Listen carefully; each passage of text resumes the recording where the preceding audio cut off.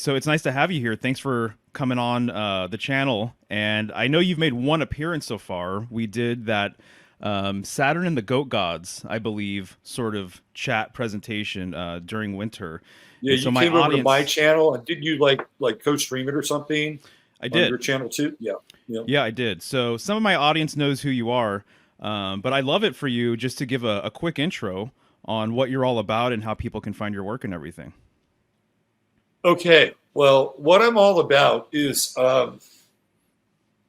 that's an interesting question. Um, as a kid, like I never really fit in, like a lot of people who kind of wind up in the world that we're in. But I was also kind of a mainstream kid too. Like I had a lot of mainstream interests. Like I really loved sports. I played a lot of sports. I was into like fast cars as a kid. I rode dirt bikes, and I grew up in the '70s. So when 1970 hit, I was 10 years old, and my formative years were spent in the Bay Area.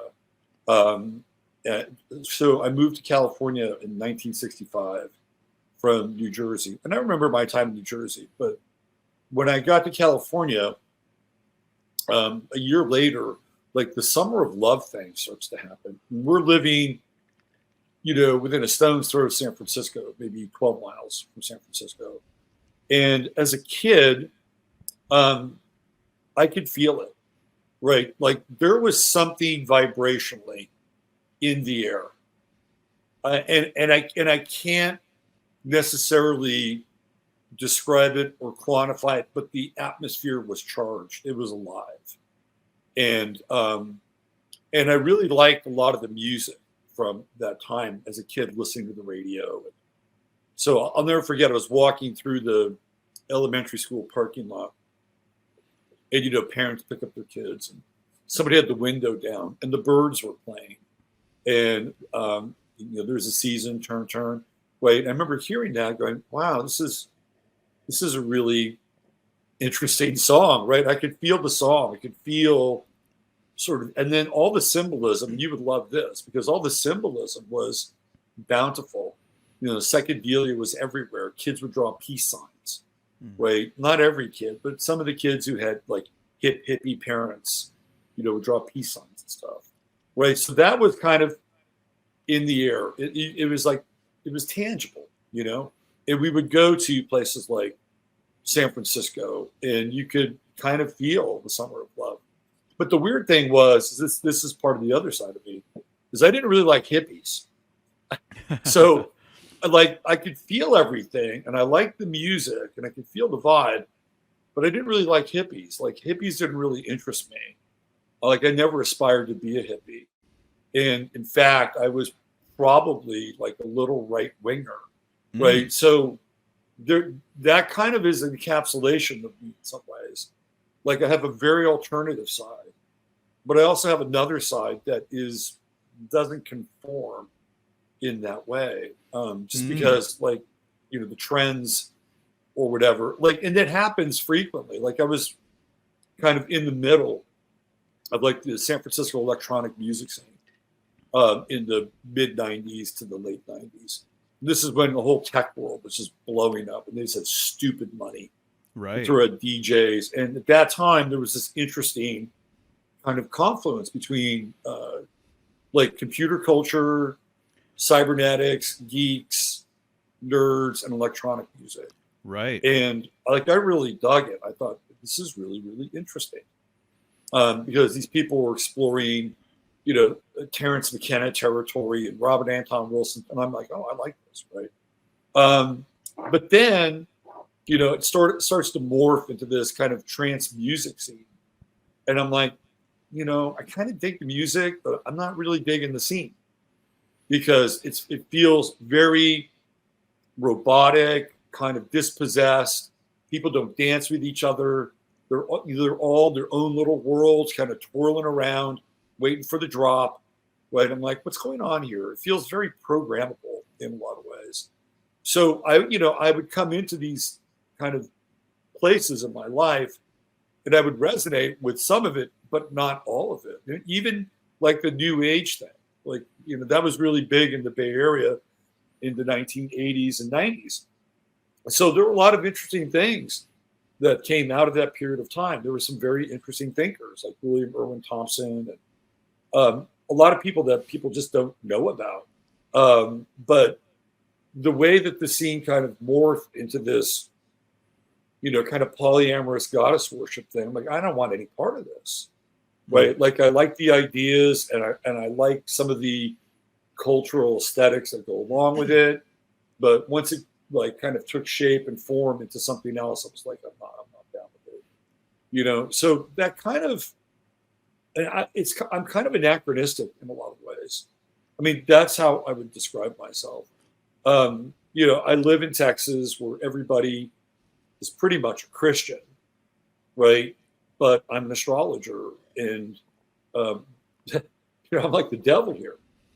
I'm like right. I'm like the devil incarnate. In fact, I ran for city council in a town called Fredericksburg, and one of the guys I was running against in the middle of like the Republican Party, the Democratic Party, and the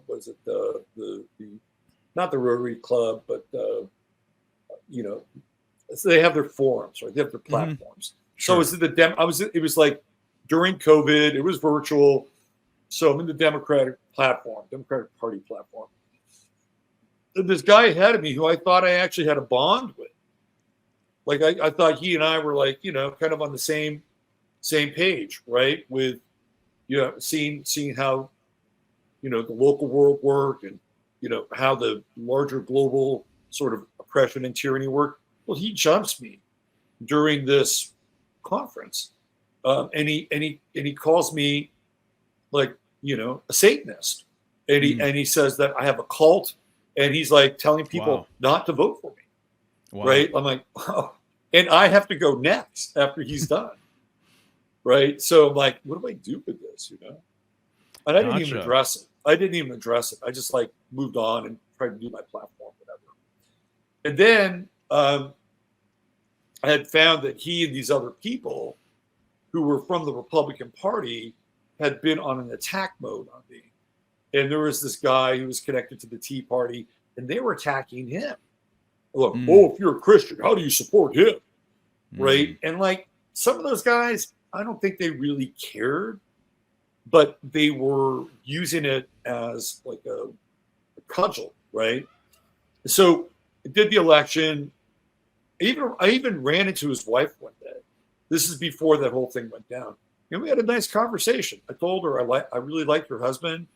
And there was the checker. I said, you live here? She said, yeah. I said, well, if you're going to vote, you should think about voting for me and her husband.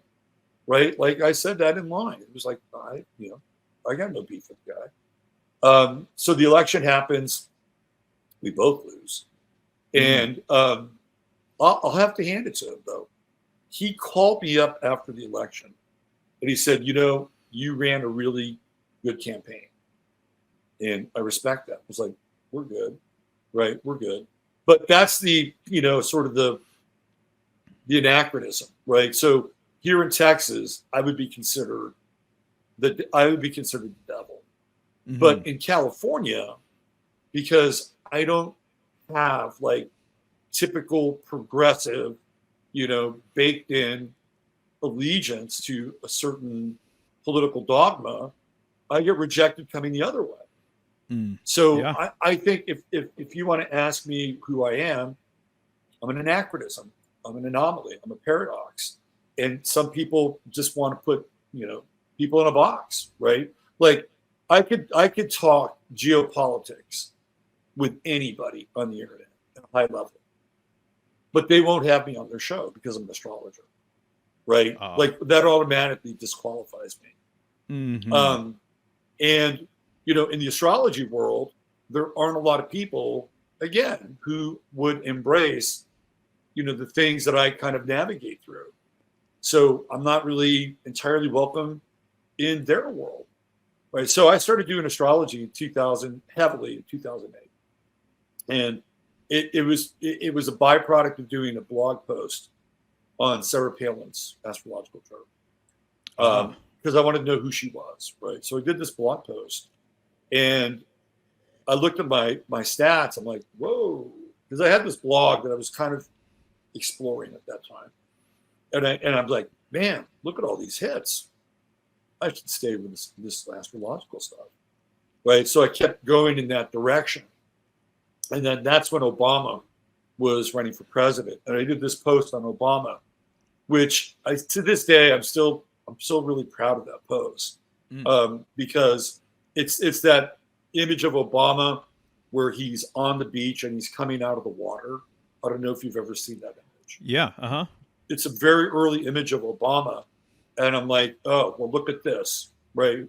It's like he's emerging from our collective unconscious. Oh, right? interesting. He's literally coming out of the sea, and he's bright and he's shiny, right? It's almost like, like a baptism of sorts, right? And I'm like, this is the perfect image if you are a myth maker that you want to have people associated with Obama. And also the sea takes us into the whole Piscean realm and the Piscean age, and invariably we end up with Jesus, right? So it was just really, it was a loaded, rich, psychologically enhanced image.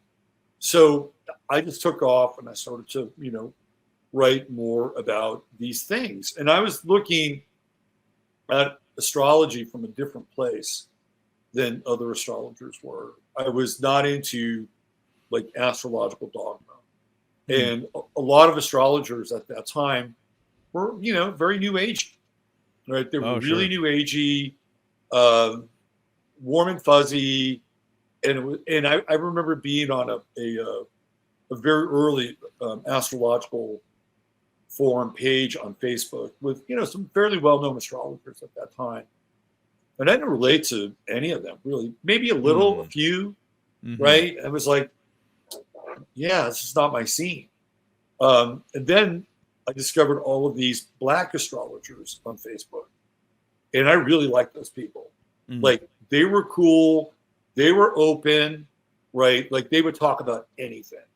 And they were really, really good. They were really good astrologers. So I kind of matriculated into that world for a while. It's like, oh, yeah, I feel accepted here. And then, Trayvon Martin happened. And then Michael Brown happened. Obama happened. And all that went to hell. And all these guys, they were just like, and women too, but mostly guys. They were like, we got to take care of business. I mean, they were really starting to preach violence. And I mean, I don't know, maybe I'd be doing the same. I don't know. Right. But it was like, and I would try to talk to them and say, look, you're being played. Like, you're being played. You're being psychologically manipulated and you don't even know it. And they weren't hearing any of it. So interesting. I had to tap out on that. But yeah, that's kind of, it's a brief snippet of who I am. No, that's fantastic. And I can identify with a lot of aspects of it. Kind of straddling two worlds, something along those lines. I feel the same way. I mean, right now, a lot of what I'm reading about has to do with tradition and the meaning of tradition, and the West kind of being an anti-tradition society in some ways, always about progress and, forward movement and things like that, kind of destroying our history. And it's funny because I'm really interested in this material, especially the metaphysics related to ancient traditions and things like that. There's a few authors that I'm really diving into right now, and that really contrasts, say, some of the films that I'm interested, or the music that I like to listen to and things like that, where sometimes I'm like, who am I? I like all this material over here, but then artistically, aesthetically, I like some of this other stuff. And so I've always felt like I'm somewhere in the middle, or I'm just too extreme. I'm beyond the left and I'm beyond the right in a lot of different ways, with how I tend to see things. And so I feel like I can't really be easily categorized too in that way. So that makes a lot of sense. The Bay Area, oh my goodness, there's so much to talk about with that. I'm sure you've really done a deep dive into some of the occult stuff going on over there. But that was something for a long time where I was fascinated with, the Temple of Set and Church of Satan and, Michael Aquino and the Presidio military base. And the fact that, if I'm not mistaken, Star Trek too, isn't there like main sort of location? Except the Presidio, yeah.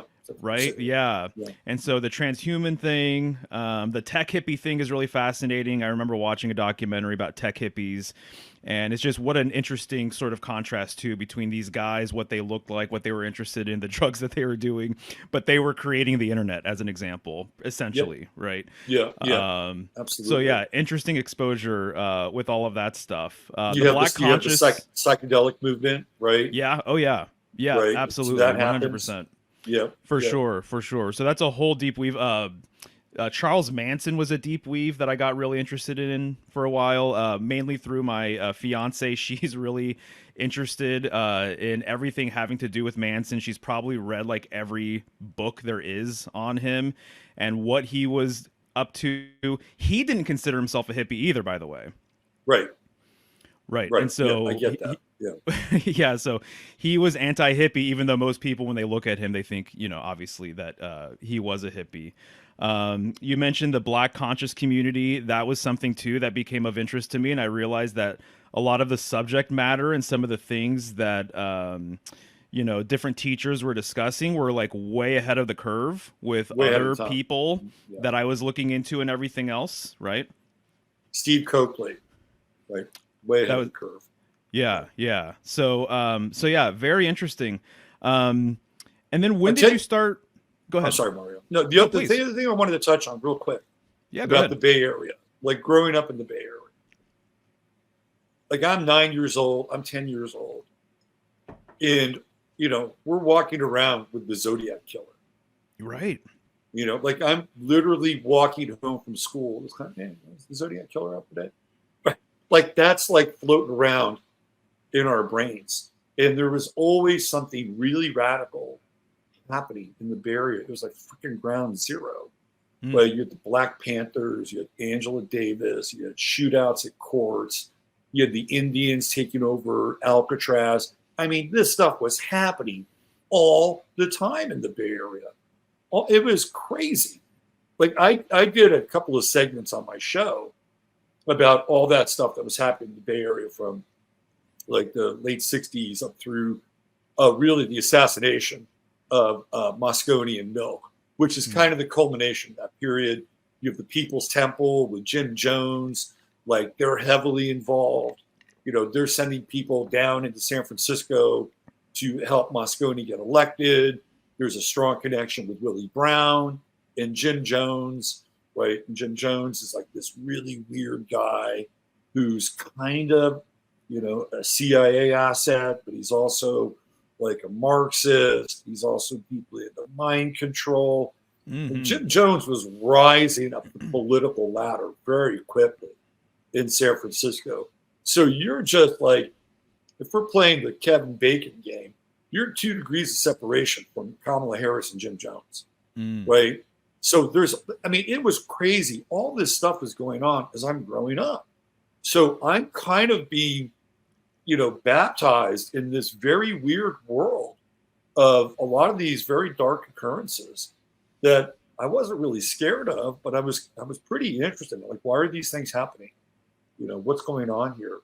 And this is what happens with anybody. You grow up during a certain time, and the milieu that you're in,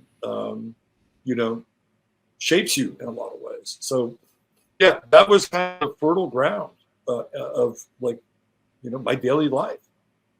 Right. Yeah, exactly. Very, very interesting.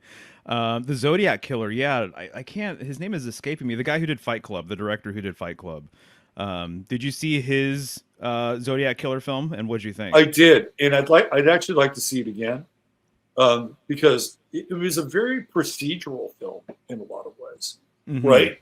Like, there when you get into like detective stuff, sometimes it's shoot 'em up and some procedural, and then there's like procedural. So I need to see it again. I'd like to see it again. Right. The last time I saw it, I believe I really enjoyed it. That's what I remember, is just really digging it and thinking it was well made and everything else. But yeah, no, thank you for sharing all of that. That's fascinating. I've long wanted to do more research on the Bay Area and how it kind of fits into everything. Just like you said, ground zero. It is a ground zero. It's on the West Coast, obviously, and its cultural influence is absolutely huge. And then what it's turned into as well is pretty interesting, right? Yeah. It's turned into this weird kind of hybrid of Silicon Valley, very deep money, DARPA Mm-hmm. projects, right? That and then you're really trading on the sort of leftist and alternative culture that they've incubated there as well, Mm-hmm. right? So you have that going on in San Francisco, which you can see that happening when just prior to like Harvey Milk showing up, and there was this guy named Harry Hay who was one of the planners of the Stonewall riot in Mm. New York, and he was a communist, and he was also very much connected to the acting world Mm. in Southern California. In fact, Will Geer from uh, the Waltons played Grandpa Walton. Will Geer was his lover, his real life lover, right? So he starts this thing called the Mattachine Society, Hmm. and it's a very weird group of intense, kind of hardcore homosexuals that have an agenda, Mm. right? Mm-hmm. And their agenda is to wipe out straight culture. Like that's their agenda. So they wind up moving their office, right, to San Francisco. And that becomes a landing spot for a lot of the gay culture that moves into San Francisco Oh, and becomes a political powerhouse in terms of voting bloc and money. There's a huge amount of money that flows through to this day the gay community. So they hold a lot sure. of political sway, right? So they're responsible for a huge amount of what takes place in San Francisco. And then you have Willie Brown who comes in. And Willie Brown is an interesting character because, on the one hand, he seems like a champion of the people, right, and minorities, but he's really not. Willie Brown is a corporatist developer.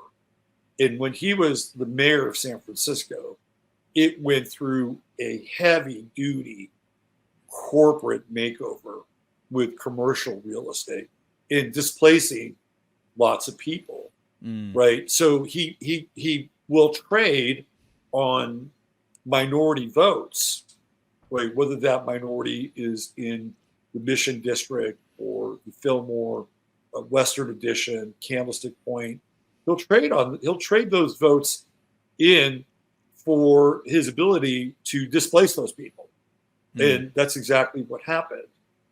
There's an article up over on rents.com by I think his name is Shimatsu. And it's a really interesting article. And it talks about how Kamala Harris was involved in essentially getting young men off the streets of San Francisco in the Western Addition and the Fillmore district. And there was a district attorney who was a public defender who would fight her in court and get these guys kind of back into, back on the streets. Now, a lot of these guys were either drug dealers, sold weed, whatever, right?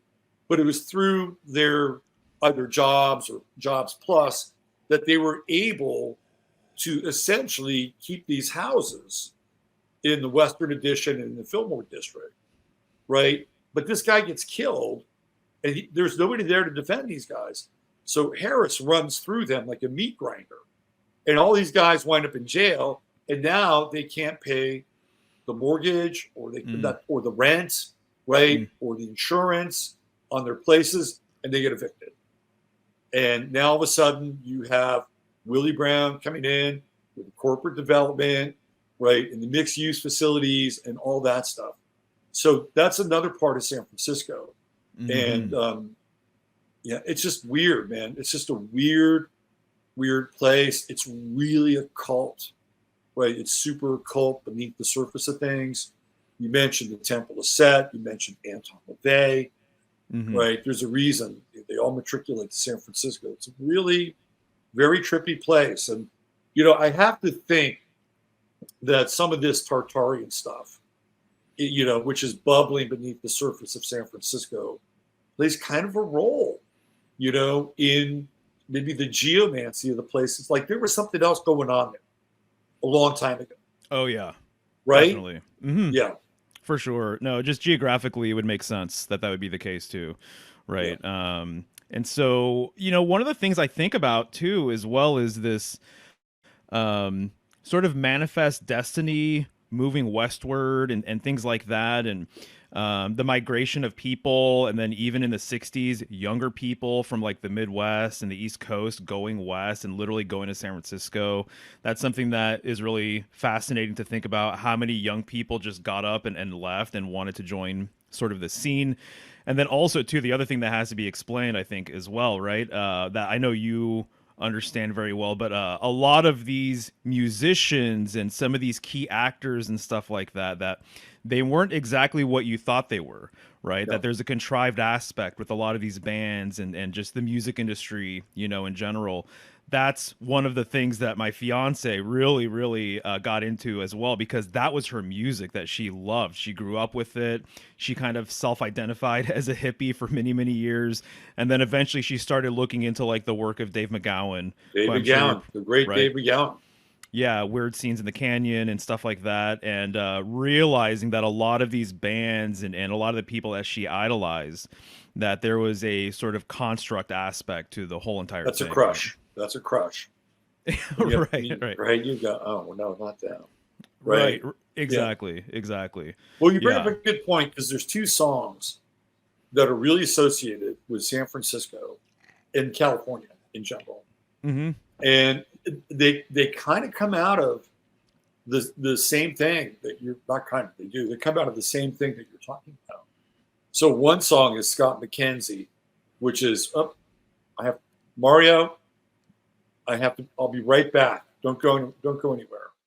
Oh, no problem. Yeah, yeah, I'll go be for it. right back. Just Sure. stay here. This happens once every time I do this. I'll be right back. Sure, sure. You're fine. Yeah. So to your point, right? To your point, what the reasons? To your point, Scott McKenzie writes that song. If you're going to San Francisco, right? Put a flower in your hair. Like that is a freaking advertisement. Right? That's like mind control. Like go to San Francisco. Go to San Francisco. And then if you go further south, you run into the Mamas and the Papas, and they do the song California Dreaming. Right? Mm. So you get it coming both ways. You either get the Mamas and the Papas, or you get Scott McKenzie. But yeah, there's tons of programming getting people to uproot their lives and then go west. Absolutely. Right, right. 100%. And actually, one of the things I've gotten into with this, I think it's really fascinating that my personal opinion, if people have watched enough of my stuff, they'll know that I have a reverence for the North and like Northern symbolism, what can be called polar symbolism.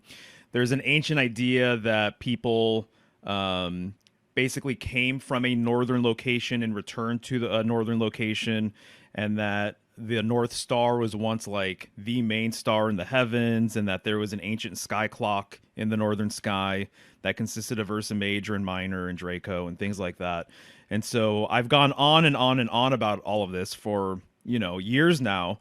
And one of the things that's really interesting, I've read before some authors put out the idea that the North symbolically kind of is almost a code for the center, right? So almost, if no matter what your cosmology is, basically, if you look at Earth from a top-down perspective, the North would be in the center, right? There's a correspondence and a relationship with the North Pole and the Pole Star and things like that, the North Star.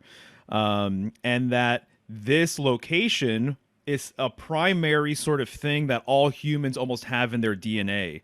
And that when people declare a center of the world, whether it's Mecca or Jerusalem or something along these lines, they're actually mirroring this original northern dynamic. Some authors have said that these are secondary locations, but the primary sort of principal location would be at the north. There's a whole bunch of people now online saying that the north too is where the original location of the Garden of Eden is.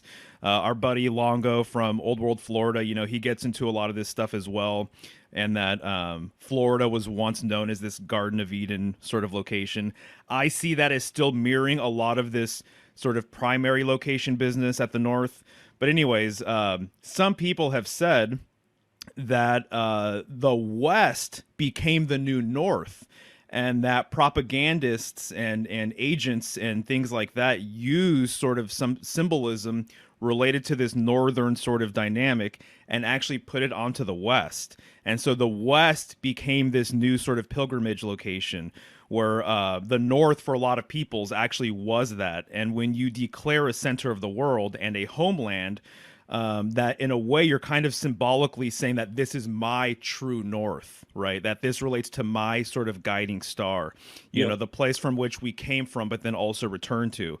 And so that the West kind of turned into this, going westward, the whole idea of like a gold rush and everything else, and that there's going to be prosperity to the West. I saw some really old, very interesting illustrations of like angels leading people to the West. Oh, right? wow. And people in caravans like following these angels and things like that. Wow. Yeah. So I think it's pretty fascinating. So I think San Francisco played a part in all of that too. This new frontier, right? Yep, definitely. And supposedly the time period for that is 1849, right? Like that's when it's all theoretically happening. Exactly. With the gold rush. The evolution of California from San Francisco originally was not even called San Francisco, right? Originally it was called Yerba Buena, and then eventually it becomes San Francisco, but that's not what its original name was. But the theoretical explosion of population in the so-called Barbary Coast and servicing the gold country. Now, if you really think about it, getting from San Francisco to the gold country, it's not that easy back in the day, right? Like you literally had to, not impossible, but you had to cross the bay, right? So you had to deal with water. And then once you got to the other side, you had probably about a 250-mile trek to get to the mother lode in the gold country. And once you got into like the Sierra foothills, like that is not easy navigating. There's no roads, there's no trails, right? And they're supposed to go there with, covered wagons and horses, and so even that you have to calculate that into this whole idea. Well, you could say, well, they just went to the gold country first and then migrated to San Francisco, but that's not always the case, right? Some of those people came by boat theoretically. Like there's just so many things that don't really add up when you look at the start of San Francisco. It doesn't add up. And if you look at a lot of the very, very early pictures of San Francisco, it's like completely developed, right? Like completely blown out already. Like, how do you do that? I mean, even if you had, let's say, I don't know, 5,000 Chinese workers at your disposal, right? There's a thing called a language barrier, right? You're going to have to tell these guys what to do in order to, build that stuff, right? And then you're going to need like master craftsmen, master masons. You're going to need all the materials. Where are you going to get the materials from? Are they going to come cross country, wagon train, right? Are they going to come around the Horn with a ship? I mean, all that stuff never really gets talked about because it's just complete. It looks like it's completely built up, and stuff looks very old, right? And then they have the fire and the earthquake and the fire. Well, that takes care of that business, doesn't it? But there's still remnants of stuff there. And before, a lot of the stuff started to get talked about on a lot of the channels, I used to go to the Palace of Fine Arts all the time in San Francisco. Even if there was no event there, like I would just go there and hang out because I felt like it was very different than other places. I mean, that's not far from the Presidio, by the way. It's like blocks away from the Presidio. So if we're talking about the Presidio and we're talking about like this whole, Tartaria thing, whatever it was, right? The Presidio is part of the conversation. Right. And again, just blocks away. So anyway, yeah, man. I mean, there's just so much high strange about San Francisco, really from start to finish, and even where it is now. Definitely. Yeah. Someone's probably already on it, but there's all these channels now where people are really deconstructing the state that they live in or the city that they live in, and they're looking at it through this sort of lens, this old world sort of lens. And San Francisco would be the perfect location for someone to do that. And like I said, someone's probably already on it. There's probably already videos out there. I haven't looked into it, but I can only imagine that it's literally a gold mine, or a figurative gold mine, rather, of information and bizarre stuff. Totally. Yeah, so for people who don't know about your astrological services, I'm kind of curious, like, what would you consider to be your specialty when it comes to astrology? Well, that's a good question. I mean, I really enjoy just working with people in their charts and like transits and, where they are, what's happening, where they're going, looking at areas of growth, areas of opportunity. I really see the chart as a map and kind of a guide to a person's life. I really enjoy that. I also really I'm really good at relocation stuff. And helping people find places to live in. So yeah, I've always enjoyed that.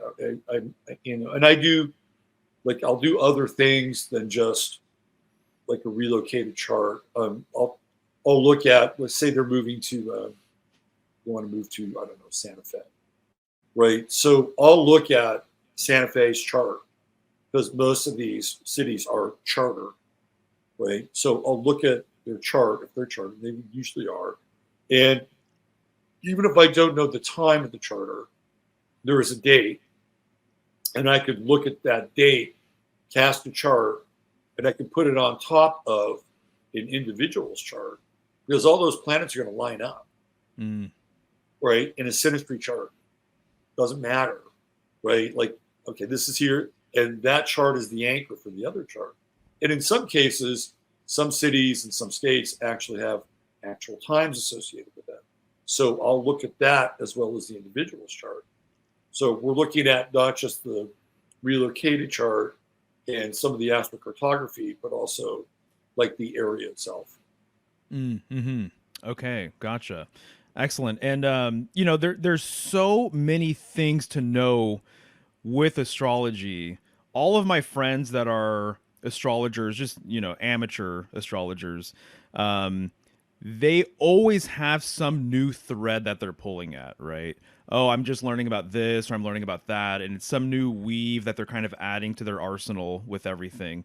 And I'm always interested in just listening to them. I'm like, most of it, to be honest with you, I'm like, I'm not even aware of that, but that sounds cool. What sort of have you added to your toolkit over the last handful of years, or like, what's a new wrinkle that you're sort of interested in these days?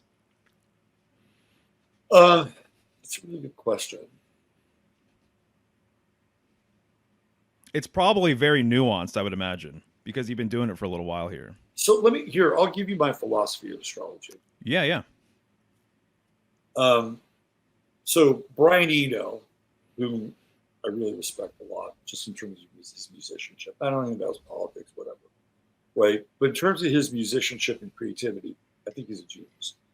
And there's this documentary that he did based on a deck of cards he created called Oblique Strategies. And in the documentary, he says, give me 5 really good options versus a dozen mediocre ones. Right. And when I heard that, like, that really resonated with me. And so for me, I wouldn't say I'm like vanilla, but for me, I have a set of tools that I use and that I know inside and out, right? Like the best options for me are understanding like the triplicities or understanding angularity, right? Like if you understand the basics and fundamentals of astrology, right, inside and out and thoroughly, all these other things are interesting, but I'm not sure they always add to whatever it is that you need to communicate with an individual. Right. So I am kind of a less is more guy. And the reason I like to do that is because I have a fairly well-honed intuition. So for me, those tools, those basic tools allow me to have an intuitive relationship with the material. So those are just jumping off points for me, right? But they're the foundation of what I do.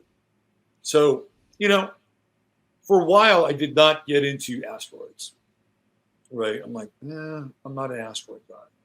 But then I started reading, and when I say asteroids, I'm talking about like primary asteroids, like Vesta and Juno and Pallas and Ceres, right? Like, okay, I'm going to incorporate asteroids into my mix because I felt like they were really important in a different way. So I incorporated asteroids. I do some fixed star stuff, but I feel like the challenge with the fixed star stuff is twofold. Like you can just get crazy, like even with asteroids, like there's all these crazy asteroids, right? Like there's thousands of asteroids, and you could have an asteroid that represents something, right? And it's like, oh, there's this, and it's on your Venus. And it's like, okay, well, that's kind of interesting, but what does that really mean, right? Like, does that speak to the heart of the person, what they're going through, or, is just another layer of interpretation that, that we have to explore, right? So even with the fixed star stuff, and you start to play with all the fixed stars, like there's just more layers of interpretation.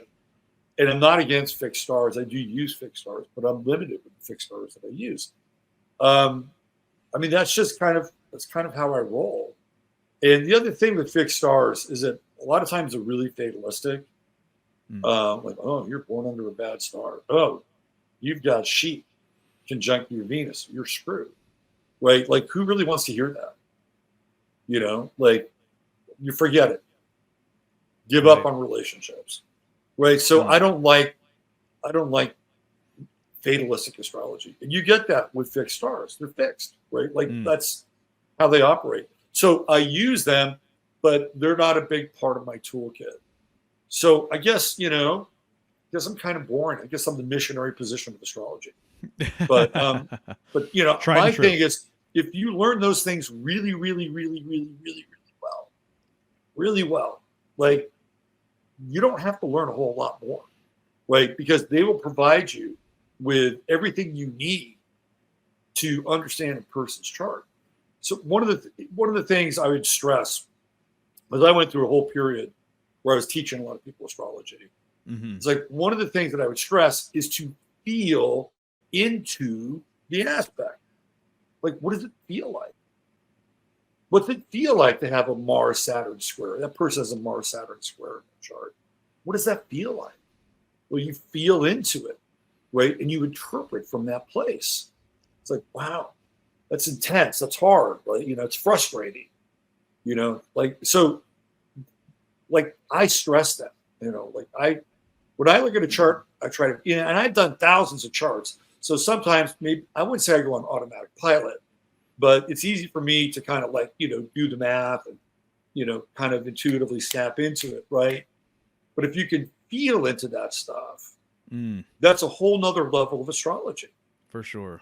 Because now you're having a relational experience with that person, and you can begin to interpret that aspect, not entirely from their point of view, but you can begin to experience it from their point of view. And even with something like like a moon Jupiter trine, right? You can get in there and you can feel elated, right? You can feel elated and kind of giddy in a sense that anything is possible, if you align your emotional body, with the potential of Jupiter, right? Like, oh, you're a dreamer, right? You can dream, you're a dreamer. And if you, emotionally charge your dreams, right? You believe in your dreams and you see serendipity and you see coincidence, in the hand of the universe behind things that you do. Wow, isn't that exciting, right? Isn't that provident, So it's not always like the heavy part or the tense parts, but there's also the expansive parts that are there as well. Gotcha. Right. Excellent answer. I love that. I feel like I can identify with that too. I'm a less is more tarot reader. I think that that's more of my style. And when it comes to symbolism, what I've tried to do is really get the fundamentals down, like really, really, really down. Yep. But the fundamentals are the deepest things you can actually learn. That's right. The symbolism of the square, the symbolism of the circle or the dot, or numerology or whatever it is. And so I found that that's my approach too, is I want to know the basics, but like really, really, really, really well. And I feel as though there's a lot of people who don't do that, and they're maybe decoding things and interpreting things symbolically. And I think people should do whatever they want to do with whatever they're comfortable with. But sometimes I think some of these people could get a little bit more if they knew some of the basics and knew some of the fundamentals and were actually really passionate about it as well. Because I think a lot of people are, it's really kind of appealing to want to dive into the deep end of decoding like hardcore occult symbolism and things like that. But when you have the basics down, you're going to get way more out of all of the things that you're kind of observing and looking at. Which is why I started Symbolic Studies, so that I can actually really get the basics of the symbolism of each sign pretty much down. I realized that if I really wanted to be a sort of competent symbologist, then I really need to know the signs. And so that's what I've, pretty much committed myself to, is really studying these signs, during each sign, Oh, and obviously. you do a magnificent job. I mean, your comprehension is like, really deep, profound, and putting it all together is very cool. I always repost your stuff on my I see it. Yeah, thanks, man. Yeah. No, I appreciate it. So there's a few things I want to get around to, but we might be jumping off the deep end with some of it. So I'd love for you to have an opportunity to talk about Harvest Moon 2024 and maybe a little bit about, you putting on these events and what people maybe could experience should they attend. Okay, well, it all started, I think, around 2018, and I was at a bookstore. Maybe it could have been it might have been 2017, 2018, somewhere around. And I was at a bookstore in Newtown, Pennsylvania. So I was there and I was doing readings with people. And this guy shows up, and he's with his wife, and he says, "Hey, man, I'm so happy to meet you. I've been listening to you for a long time." So, because I've been doing this from the blog side of things since 2008, and from the podcast side since 2010. So he'd been listening to me for a long time. And I'd always kind of teased like, hey, we should, go from virtual to physical one of these days. And, I'll have an event somewhere. And so he kind of put the bug in my ear. He said, "Man, if you have an event, I will go." I'm like, "Okay, here you go. I'll do it." Right. So I had an event and he didn't go. Classic. It's Ryan. Yeah. And Ryan's great. He's been to every event since then, by the way. So it started, my first one was in 2019. I did it in October of 2019. And it's like, okay, I'm committed to this now. And I started, I like, well, how do I want to do it? Do I want to rent a space? I went through all these different options. And eventually I found this hotel in Kerrville, which is currently where I am. And I really liked their setup. They had full banquet facilities, so we could eat, right? And the first year we had this one room. This is a hotel that's built for conferences. So we had this one room at the end of the hotel. But ever since then, we've had this other room, which is really a very cool room because it's right next to this kind of rotunda and it's right next to where we all eat. So we have this very centralized area together. And the first year, there were a lot of people that were there. Like everybody was very hungry to meet each other, right? And I'm like, okay, I've got to do something really, really special, right? So I went way over the top. Like I invited a friend of mine from California who plays the didgeridoo, and he came out, and I rented out this small church in Fredericksburg, and we had a performance there. It was like our church for the night. I rented that. I rented buses. Took the buses to Enchanted Rock, this really huge, massive rock, kind of in the park in the middle of nowhere. Like I spent so much money and lost a ton of money that year because I didn't want people to feel like they were getting gypped, right? So I learned a lot. And the next year was the COVID year, but everybody loved it, right? The next year was the COVID year. And I was really committed to creating a space where people, could choose not to wear their masks. It was like you could, come to this event and you're gonna be free. Right? Not only gonna be free, but we're gonna have a bunch of cool stuff for you to do. Yeah. And I was a little smarter. I didn't rent the buses. I was a little smarter about the event. And one of the things that I did was I took the group to a shooting range. And I'm like, I wonder how many of these people have fired a gun before. And I'm like, let's set this up. And I actually had somebody who kind of helped me out with that because wouldn't have been able to do it without that person. So we went to this shooting range. It was all 22 platform, three different rifles. But it was cool, right? I wanted to get people kind of out of their comfort zone a little bit. And then they have this thing here called you should visit it while you're here, called the Stonehenge of the Hill Country.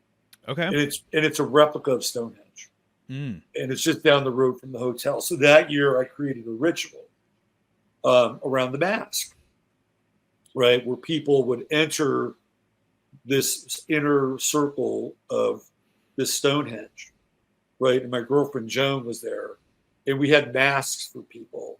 And these masks were these plastic masks that had holes in the eyes, but nothing else, right? And so she was there. And as you went into the Stonehenge, she handed everybody a mask. And then we went around the inside of the circle 3 times. And I actually found like locational points. And one of them was to the north. When we exited, right? When we exited the inside of that circle, we exited towards the northwest. And so then Joan was there to take the mask off, right? So this was like an intentional ritual about the mask. Yeah. But it was also about like dropping our masks for the event. Sure. Right. So I did that year. It was a really cool year. They've all been great. They've all been very different. But the one constant theme that has run through it all is everybody falls in love with each other. Right? Like it's for me, it's like a temporary autonomous zone and kind of a mini opportunity to experience something that's very Aquarian, where there's no hierarchies. Right? I may be the person that sets up the time and the schedule. Right? I may be the master of ceremonies, but there are so many big personalities that attend this event that it's kind of like, well, and people go off and sometimes they do their own thing. Most of the time they stick with the program, but it's just a very cool environment. We've had relationships start like during this event, and people wind up becoming, really close, really, really close friends. And, I love it. It's like a pollinator in a lot of ways. Right. Yeah. No, it sounds So, like it. no, yeah. And the weather here at that time of year is really good. Usually we're like the second week in October. This week we moved it up a week earlier. So it may be a little bit warmer than usual. The hotel itself is, kind of old school, feels like kind of the 50s meets the 70s, right? But it's super, super clean and really comfortable. And it's got a really big Olympic-sized pool. Has a hot tub. The grounds have a lot of flora. So it's just got a really nice, lush vibe to it. And the food, it's banquet food, but it's really good banquet food. And it's Nice. representative of the hill country. So you'll get barbecue, you'll get Tex-Mex. We do a brunch. So you get 3 meals, 3 dinners, Friday, Saturday, Sunday. Sunday brunch, me and Joan, we go out, we buy all kinds of really healthy snacks like grass-fed beef jerky and organic apples and purified water and, organic sort of, dried fruit and nut mix, stuff like that. Some protein bars, really good protein bars. So you can just snack on that stuff during the day. Like we take care of all of that as well. And we usually have some entertainment. This year we have DJ Pebbles, who is also known as Laura Guerin. And Laura used to be a supermodel. And she's from Brazil. And so she came up with Gisele Bundchen, and they were supermodel roommates. And she's been to the event before, so she'll be here again this year. She's also a DJ, right? She's a club DJ. So on Saturday night, we fire that up, and I get a bunch of like fact shit, and try to play with it and have fun. So there's a lot of fun that takes place as well. Of course, you'll be there. Yep. And really looking forward to you taking us on a symbolic journey, which will be really cool. And I'll do a presentation. And then Darlena Watson has sort of popped in as our human design person. And it's cool. like we have a human design Sunday. And Darlena's great. And she'll be doing a presentation on Sunday. And I'm thinking that maybe we, depending upon how this interview goes and this person's availability, might do a bit of an offsite if it's possible, and I might even bring him in to do some speaking as well. We'll see how that goes. So that's it, man. That's kind of the lay of the land, and it goes by really fast. I bet. I do the Friday forecast on Friday, so the audience are the guests, which is really cool. And then we have some other programs and stuff, like kind of things to break the ice on Friday. And it goes fast. A lot of people show up on Thursday, and they'll book their rooms on Thursday all the way through until Monday. So if people are interested, there's a link that maybe you can stick in absolutely.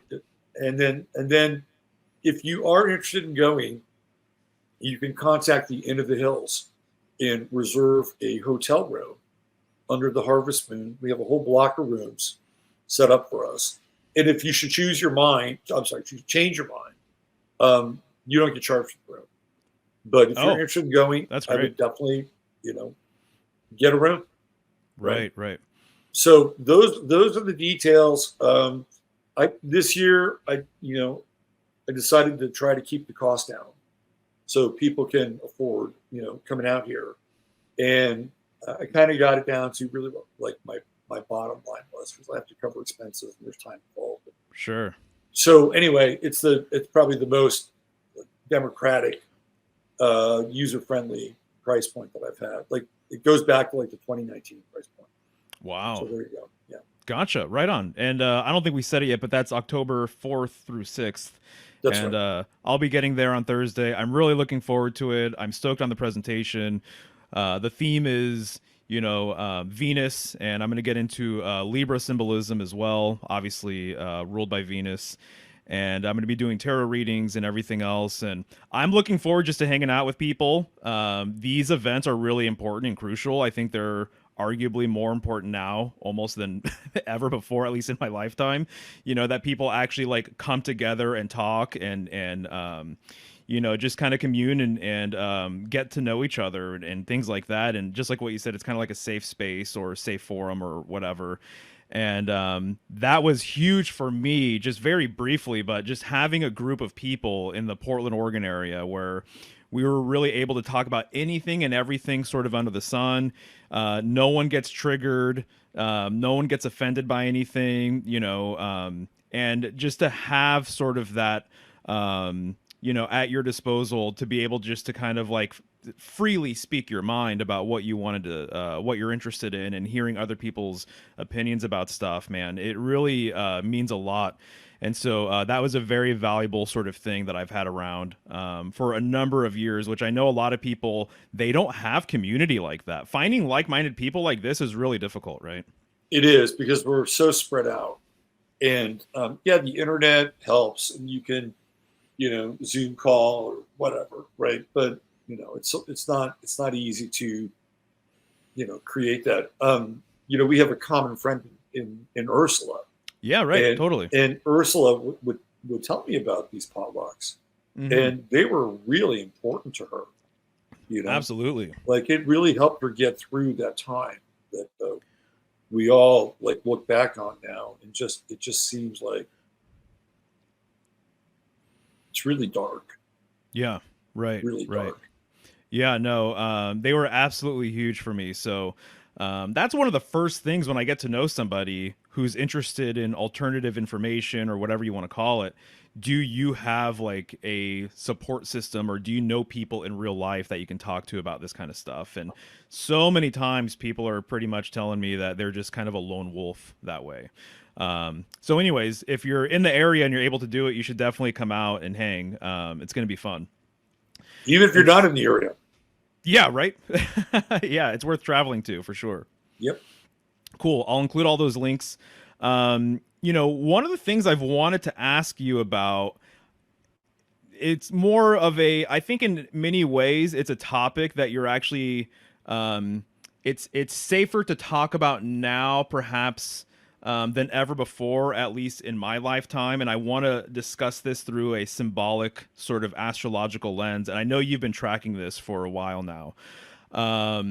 But kind of the astrology of Israel and kind of like their sort of influence. And, I see them corresponding with a couple of interesting signs personally, just when I like think about the culture and the symbolism and things like that. And I'm not so much a geopolitical person, to be honest with you. But, what's happening between Israel and Palestine is something that I've tracked for a number of years now, and I've seen it flare up and then kind of go away. And now it's just really interesting that more and more people are talking about it. And people on the left side of things are discussing it, which is just interesting. A lot of people not knowing either to the full breadth of sort of the storyline here and how far back it really goes. And then just recently, Netanyahu talking to Congress, that kind of blew my mind. I don't know if you caught that whole entire thing. I tried to avoid it, but I should probably go back and watch it. I have a really hard time listening to him. But you 52 standing ovations, right? It was so nuts. I've never seen anything like this before. And so it was just fascinating to watch. And so I know you know a lot about this kind of stuff. And so I wanted to ask you and just kind of get your opinion on things if you've looked into the situation from an astrological sort of symbolic lens and maybe what you see. And if you haven't done that's fine too. Well, I mean, I would say definitely from an astrological perspective, symbolically, what it would represent, that's something that maybe we could talk about and interpret, right? One of the things that I did I think it might have been about a week and a half ago. It was the birthday of Arthur Balfour, who drew up the agreement called the Balfour Agreement, which essentially ceded Mandate Palestine to the World Zionist Congress, right? And how that came about was that was always a part of the Ottoman Empire. In World War I, the Ottoman Empire fought with the Germans in World War One, so they had a kind of an Axis alliance. So when the Germans lost, the Ottoman Empire lost as well, and then eventually that becomes Turkey, because before that it was the Ottoman Empire. And in the sort of the tumult of this transition, they said, well, you don't own that anymore because you lost the war. So we're going to take it over. Right. In at times the negative, typical negative British fashion. And they create this piece of paper, there's an actual copy of it, called the Balfour Agreement. And it's kind of based loosely on the Bible, right? Like the right of return and all that stuff. But basically saying, okay, you're going to get this territory, Mandate Palestine. And the reason why that happens is because Theodore Herzl, who was the president of the Zionist Congress, struck a deal with the English prior to all that happening. Now, the astrological part is that and I didn't know this until I did it, right? The chart for Balfour and Israel's chart almost fit right on top of each other. Like, what is going on here? It's mind-blowing, right? It's like, okay, so there's some kind of astrological encoding with the guy who actually wrote the Balfour Agreement. Like the day that, and I'm convinced that they knew what they were doing astrologically. Yeah. Like these people are hardcore occultists, right? And they come out of basically two traditions. One is the Babylonian tradition, and the other is the Sabbatean Frankist, which is kind of related. And they both have a deep understanding of the occult, including astrology. So if you look at that chart for Israel in 1948, the sun is at 25 Taurus, right? It's a Libra rising chart. Jupiter is conjunct the galactic center at 25 degrees. And it's in the third house. Like that is a really profound placement for Jupiter in a chart. The galactic center being like this sort of the mind of God, at the center of the galaxy, which, is pulsating these neutrinos and all these other things, out into the rest of the space, right? So it's a really profound position for Jupiter. It's in its own sign, so it's in dignity. And the Libra rising is an interesting rising sign because, it can be very, very cordial, very, it operates on social code. Yes, no, thank you, right? So it's, Libra rising opens lots of doors, and so I think that's interesting, right? But then you go on the other side of the chart, of course, you have Aries, which is the back end of Libra rising, which is very different, and it's much more martial and much more aggressive, right? So the partnerships in Israel's chart are all about aggression. They're all Aries, right? So somebody's got to win. That's the nature of Aries. Somebody's got to win. Libra starts off, well, we're going to be fair, and we'll find a balanced solution. right? But on the back end, that's not really what's happening, right? Mm. So they always have to, again, from a chart perspective, they have to win those agreements, right? Mm. They have to come out on top. You get into the sun, which I believe is a 25 Taurus. Now that sun is occulted, and it's in the 8th house. So it's hard to get a handle on that sun, right? Like it's hidden. And well, what's really going on there? You Mm. know, what's happening there? You know, like what are you doing behind those closed doors of the 8th house? And then the 8th house, of course, is other people's money, right? That's the 8th house. Right. So it's all about, you know, power and resources. So the sun there is clearly occulted, right? Mm. And it's in third decan, which puts it in the Capricorn decan, which is all about ascent and power and hierarchy, right? Mm. And it's at the beginning of the 8th house, which I think is probably the most powerful position. Like when a planet is kind of over that line, right? It's kind of like when a planet just moves into a new sign. You know, it's really anchoring the territory of that house. So then you go to the top of the chart, and I believe they have a Cancer rising or Cancer midheaven on the top of the chart. And it's like, well, that's kind of interesting. Like Cancer midheaven, you would think that would be maybe feminine or nurturing, you know, all those kind of Cancerian traits. Right. Well, that's just the midheaven.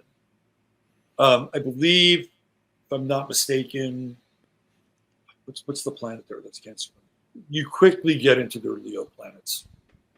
Like there's a hardcore Leo stellium in the 10th house of Israel's chart, and you have the moon, in Leo.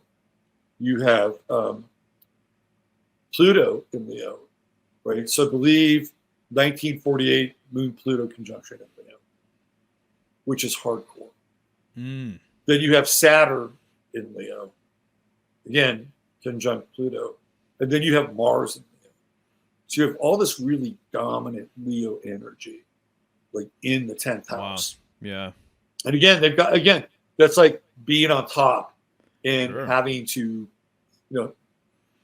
win, right? Like that's what Leo wants. You know, Leo wants to be king. Yep. You know, Leo wants to, run the game. So when you look at the sun in Israel's 8th house, it squares their Mars in a fixed square. And that's a very intense fixed square. Very, very intense. And now you're into, power, struggle, violence, right? Like, and, unmoving. It's just like, it's not moving. Fixed sign, not willing to negotiate. Like you can see that. What's interesting is they had the Camp David Accords, and it was with Jimmy Carter and what's the guy's name? The president of Egypt. Oh God, I'm having a blank. Abdul Nasser, and then you had Menachem Begin. So those three guys, all be and create this partnership, basically like an accord between Egypt and Israel. And what's interesting about that is that Jimmy Carter's a Libra, right? So he's got to be able to get into that first house and theoretically negotiate this peace accord.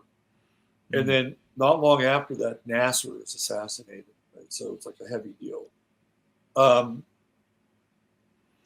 So we see this fixed square going on, and it's really being triggered right now by Uranus, which is right at, I think it's at 20, I think Uranus is at 26 degrees. So it's 1 degree off of Israel's sun, right?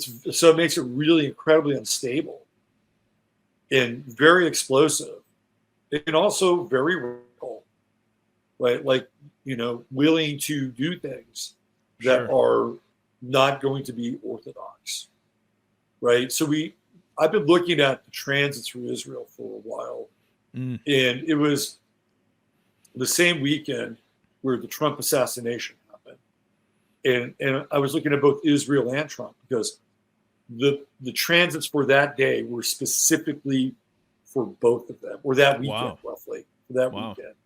So the reason why, and this is where Israel and Trump are so entangled astrologically, Israel's Mars is almost the same degree as Trump's Mars in Leo. So they literally fit on top of each other in Trump's chart. So Trump's Mars and Israel's Mars are one Mars, right? They're like one.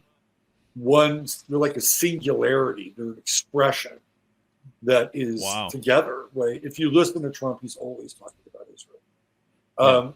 And then their sun at 25 degrees sits right on top of his midheaven, right? So they are dominating, right? They're dominating his chart. Like that position dominates his chart. Because talk about the north, right? They're sitting, theoretically on the astrological north. Not specifically, but theoretically on the astrological north. So they're influencing everything in Trump's chart and in his life in a huge way. So during that time, there was a Mars transit and Uranus transit, which was squaring. They were direct on Trump's midheaven, right? And then they were also squaring Trump's Mars. And so what happens? Like there's this event that happens that weekend, and we had circled that off. Like this is the weekend to pay attention to Trump. Like this is a very highly charged situation around Trump for that weekend. And then you could say the same thing about Israel. And then I believe it was Sunday night, right? There was this major explosion that happened in Tel Aviv. It was like this major firebomb. And I don't know if it was confirmed, but the reports that I heard was that it was the American embassy. Now, I haven't heard anything since then, right? Okay. But, I think that this Uranus conjunction, which by the way runs through next year, it doesn't, it'll retreat, it will retrograde, and it'll come back again. And I think that this Uranus conjunction with Israel is incredibly explosive, really explosive. Like,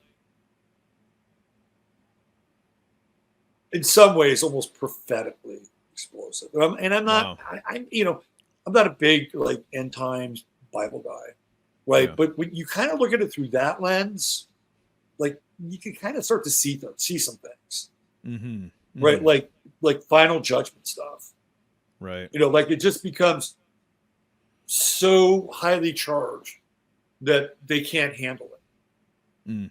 Like whatever that it is, like there's just too much going on. And the other thing that was like, and this now from a symbolic perspective, I may come off a little guttural here, right? But one of the big stories last week that came out was they were holding these Palestinian prisoners hostage. Or not hostage, they just held them, right? And there were, guys from the IDF who were sodomizing them, right? They were being sodomized. And I have a guy who comes on my show once a month, Russ Winter, does a great job. And he finds this material, and it was a very heated, like, conversation in Knesset, which is like their Congress. And one of these guys is saying, we have to stop talking about it, right? Like, we have to move beyond this. Like, we can't talk about it. And he just wanted to, like, shove it under the rug. And this other guy said, no, we have to talk about it because it happened. And then this other guy said, there's a name for what he coined the prisoners. I believe it was Nakub, right? I think that's the word, or Nakub, Nakub.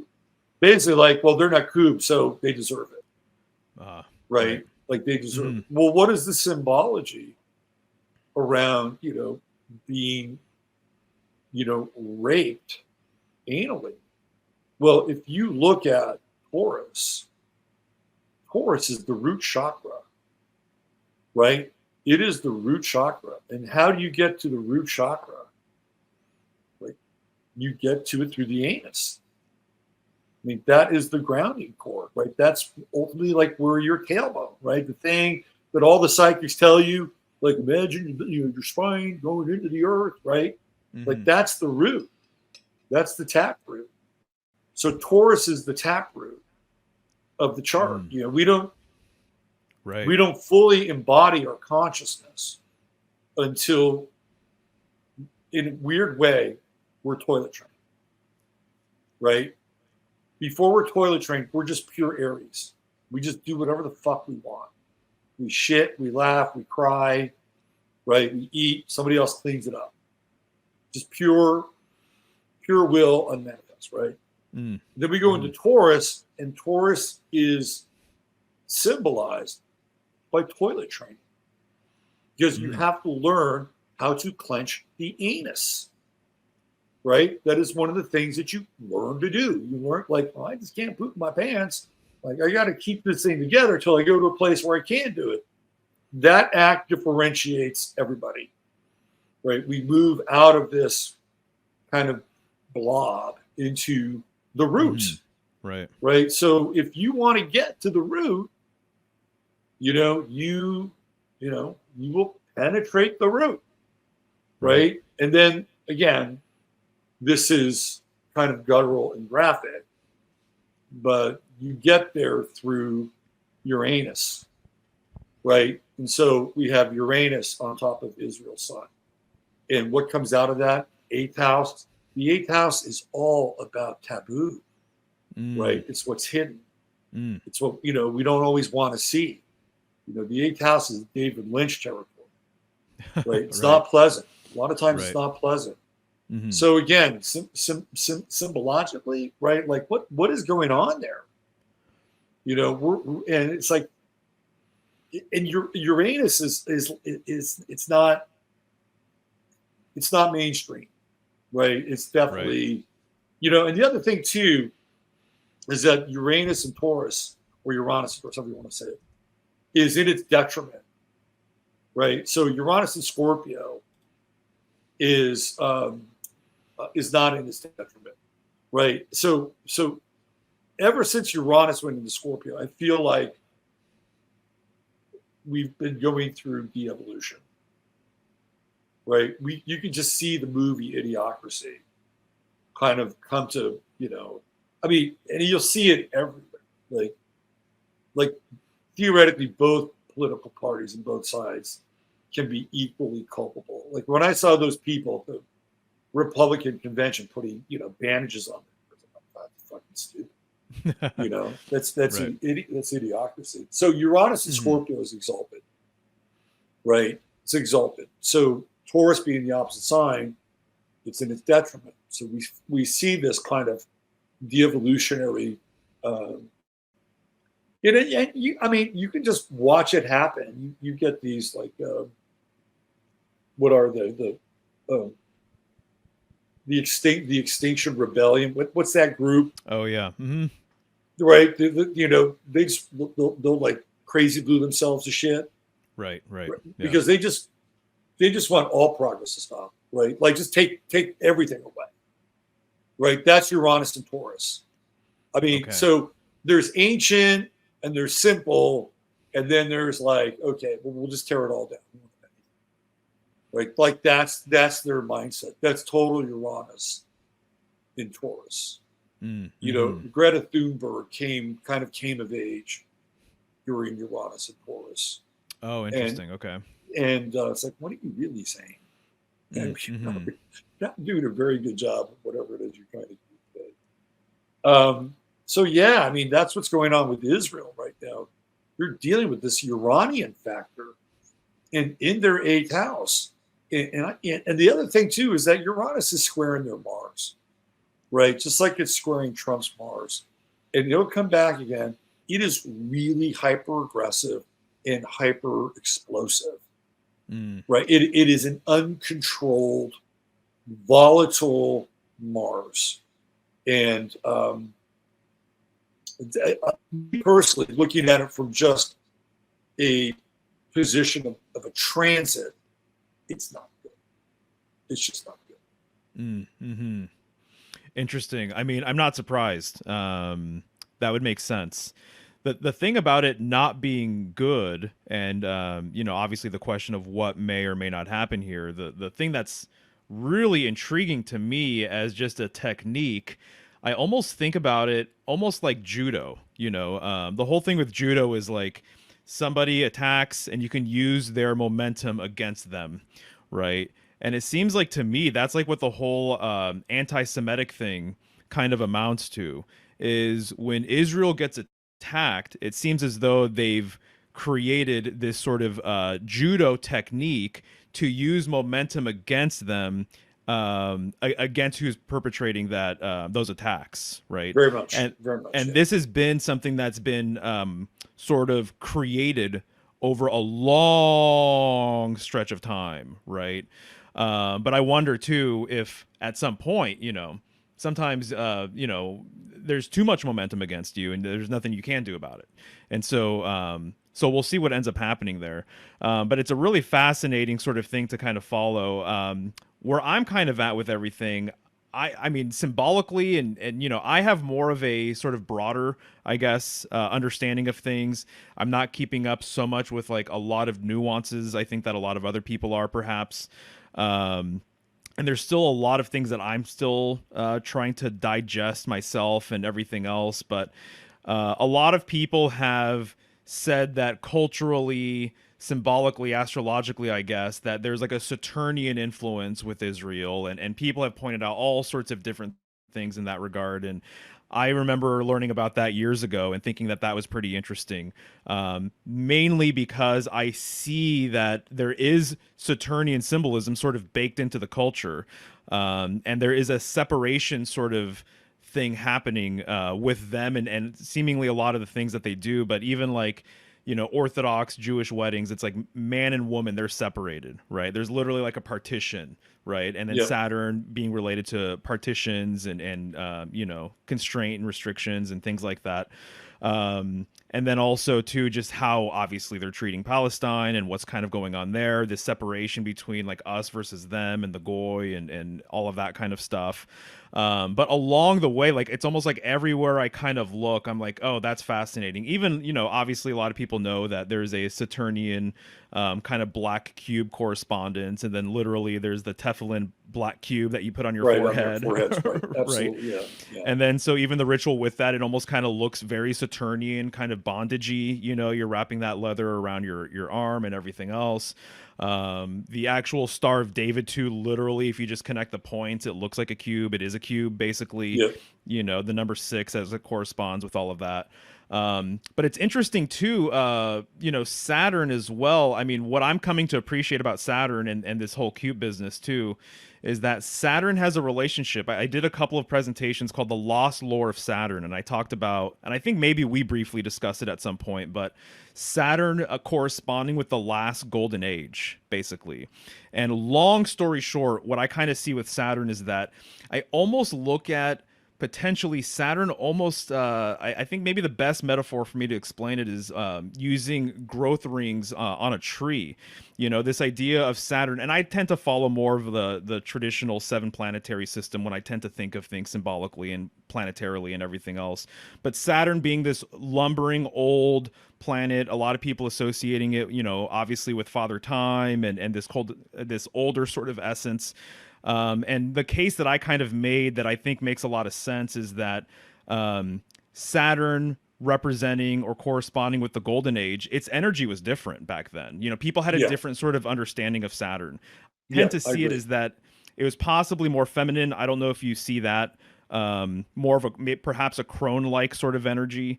I can see And that. that I see it kind of like the growth rings of the tree, in that it seems as though Saturn played like a central sort of role, and then it kind of got moved out. And when you look at how a tree grows, the first growth ring is going to go further and further and further and further out, and so then Right. it's at the very perimeter or the circumference of the tree itself, right?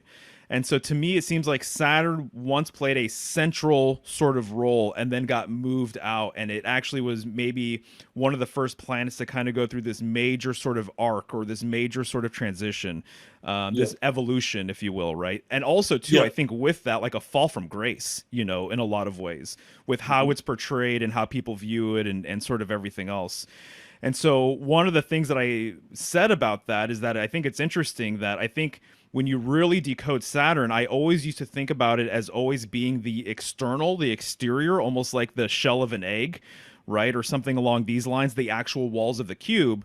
But the cube itself wouldn't be anything without that central sort of position in the middle of the cube, you know, almost like the circle with the dot in the middle of it, right? The monad Yeah. or the circumpunct, if you will.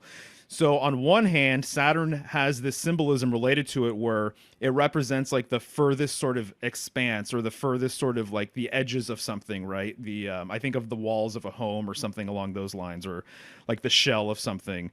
But in that, it also has a relationship with the center as well, in that that's where everything sort of expands from. So the middle of the cube is like the seventh point or the seventh sort of yeah, not the seventh direction, but the middle of the cube represents the number 7.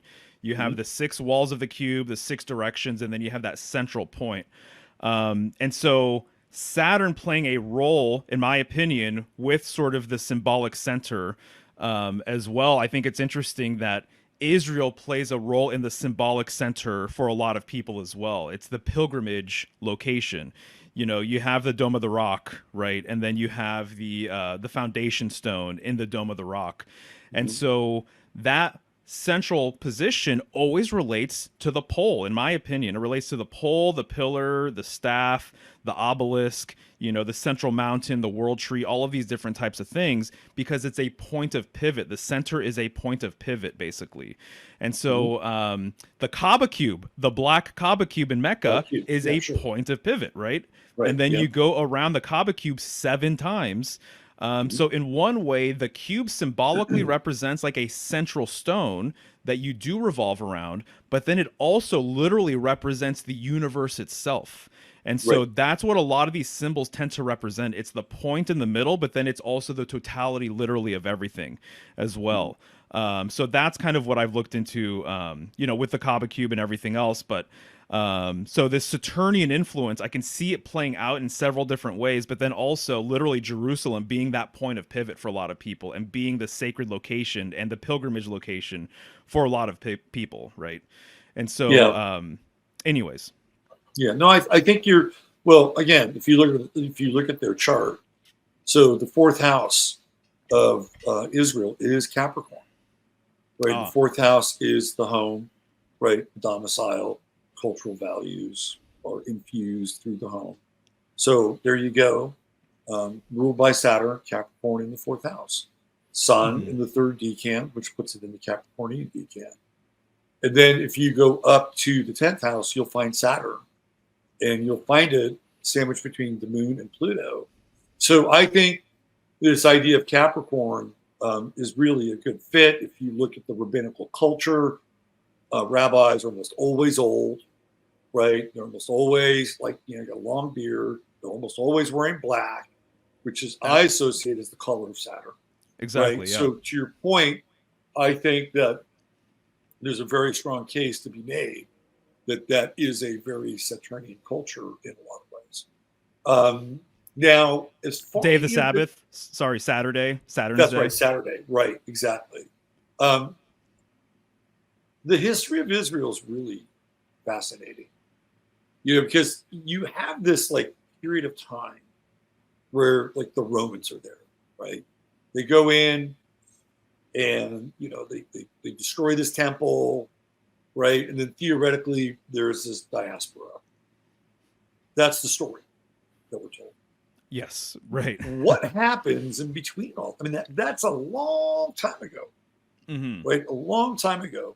Somewhere along the way, again, the historical narrative is Saladin goes in there and the Muslims take over Jerusalem, right? Which leads to the Crusades.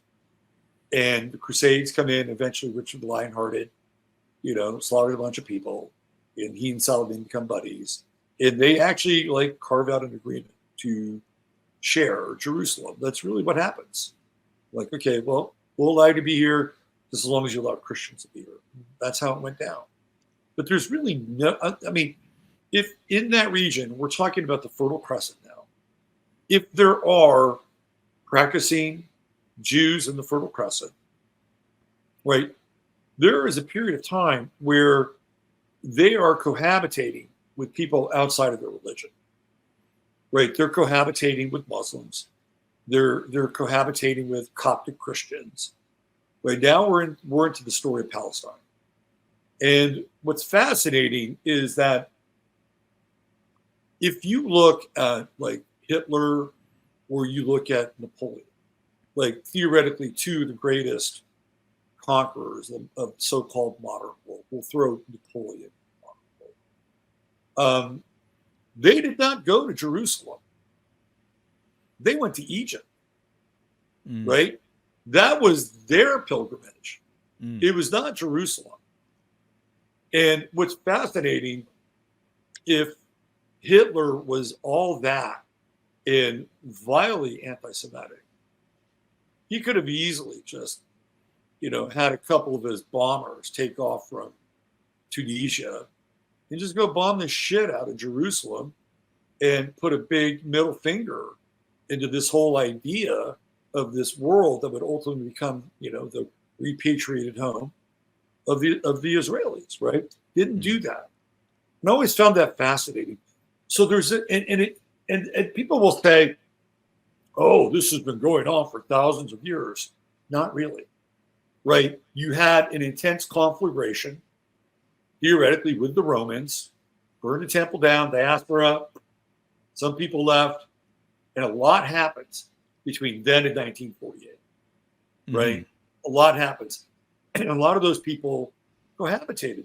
So this whole idea that it's just this unsolvable problem, that generation after generation has had to deal with is patently false, right? And this whole idea that it was this place that held some kind of, occult mystery or power.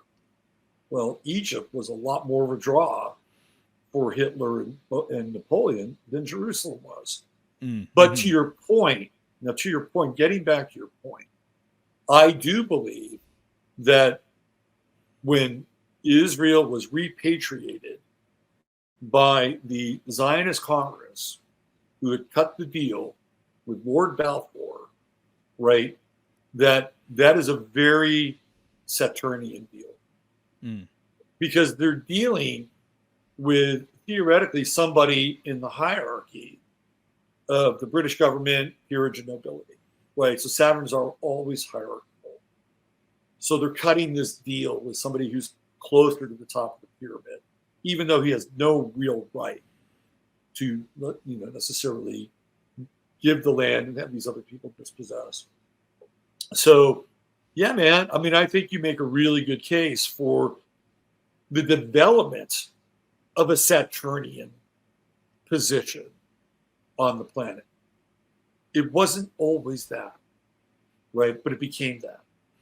And I think that's an interesting discussion. Interesting. Yeah. No, I can definitely see that. And I'm so well aware that, what we've been taught and the mainstream interpretation of things is not accurate. As an example, just in my opinion, I think you'll be hard pressed to find like a historical case for Solomon as an example. It seems to me like there's probably he's a mythological figure that he didn't actually exist, and in my opinion too, from what I've looked into, that what people refer to as the Wailing Wall as part of the Second Temple, it's actually it was an old Roman fortress called Fort Antonia. And there's actually people in Israel that historians basically saying that wall is not at the location of where it would have been. And so it's a very controversial thing to kind of get into, but I think the narrative was flipped in that people have become convinced that this is the real Wailing Wall. This is the Second Temple. And there may not have been a first temple either. know. Right. And so the idea of building this third temple as well, what I've heard from some people, from some Middle Eastern people, is that the idea of a third temple is something that's never going to be fulfilled either. That it's this grand sort of storyline, this narrative, right? But it actually it's a narrative that's beneficial to them for a bunch of different reasons. Even the Iron Dome, I question the Iron Dome. I don't think the Iron Dome works the way people think it works. I think it's a lot of like smoke and mirrors. I think it's kind of like fireworks. I think literally they send off essentially fireworks, they explode, and people think that they're actually intercepting missiles and things like that.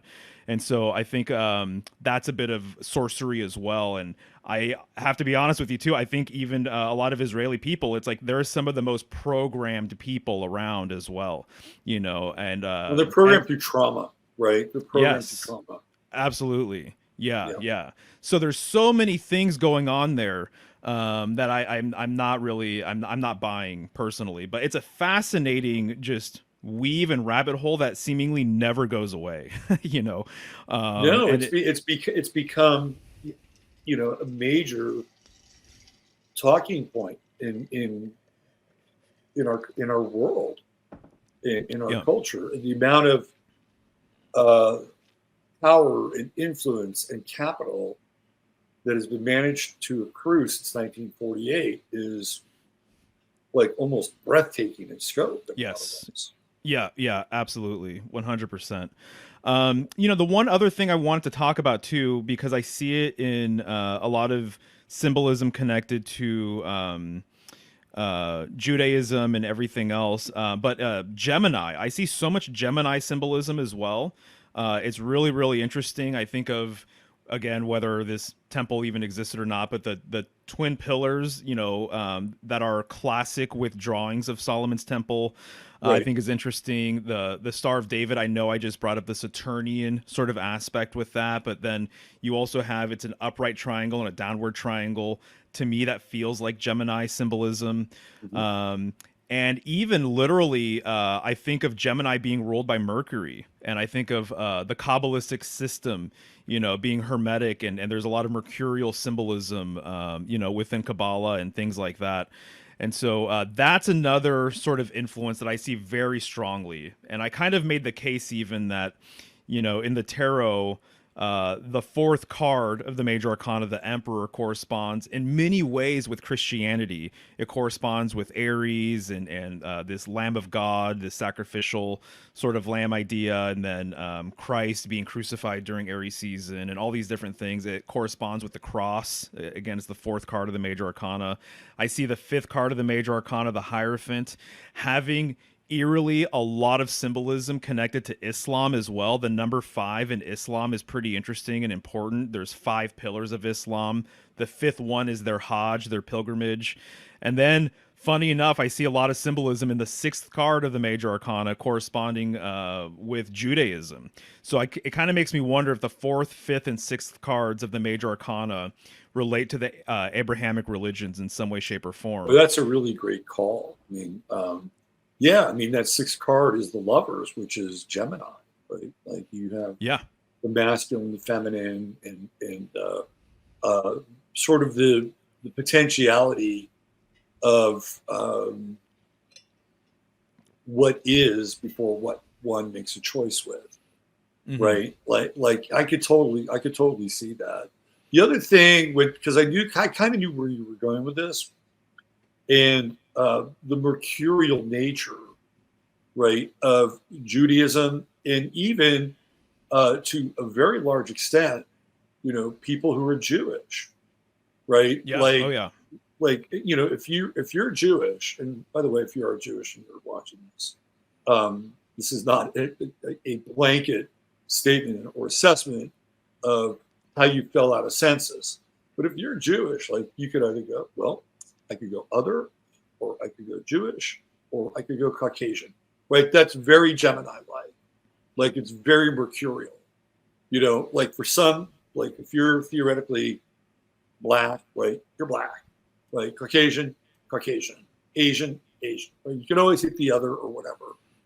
But and then traditionally, like through history, you know, Jews have changed their names, whether it's because they're, theoretically persecuted, Right. or their English name just sounded a lot better than their Jewish name when they were acting, like Tony Curtis. Right? That's a name he took on, right?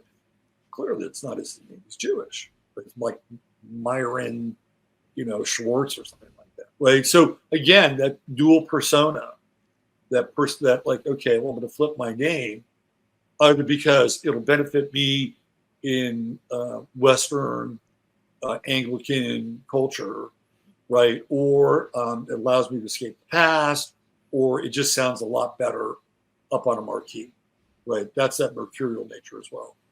Right. Yeah. Yeah. Excellent. Great points. Yeah. So I think there's a lot potentially going on there. That what I see again. This is more of a broader sort of thing, not necessarily looking at charts or whatever. Yeah, Um, yeah, I like that.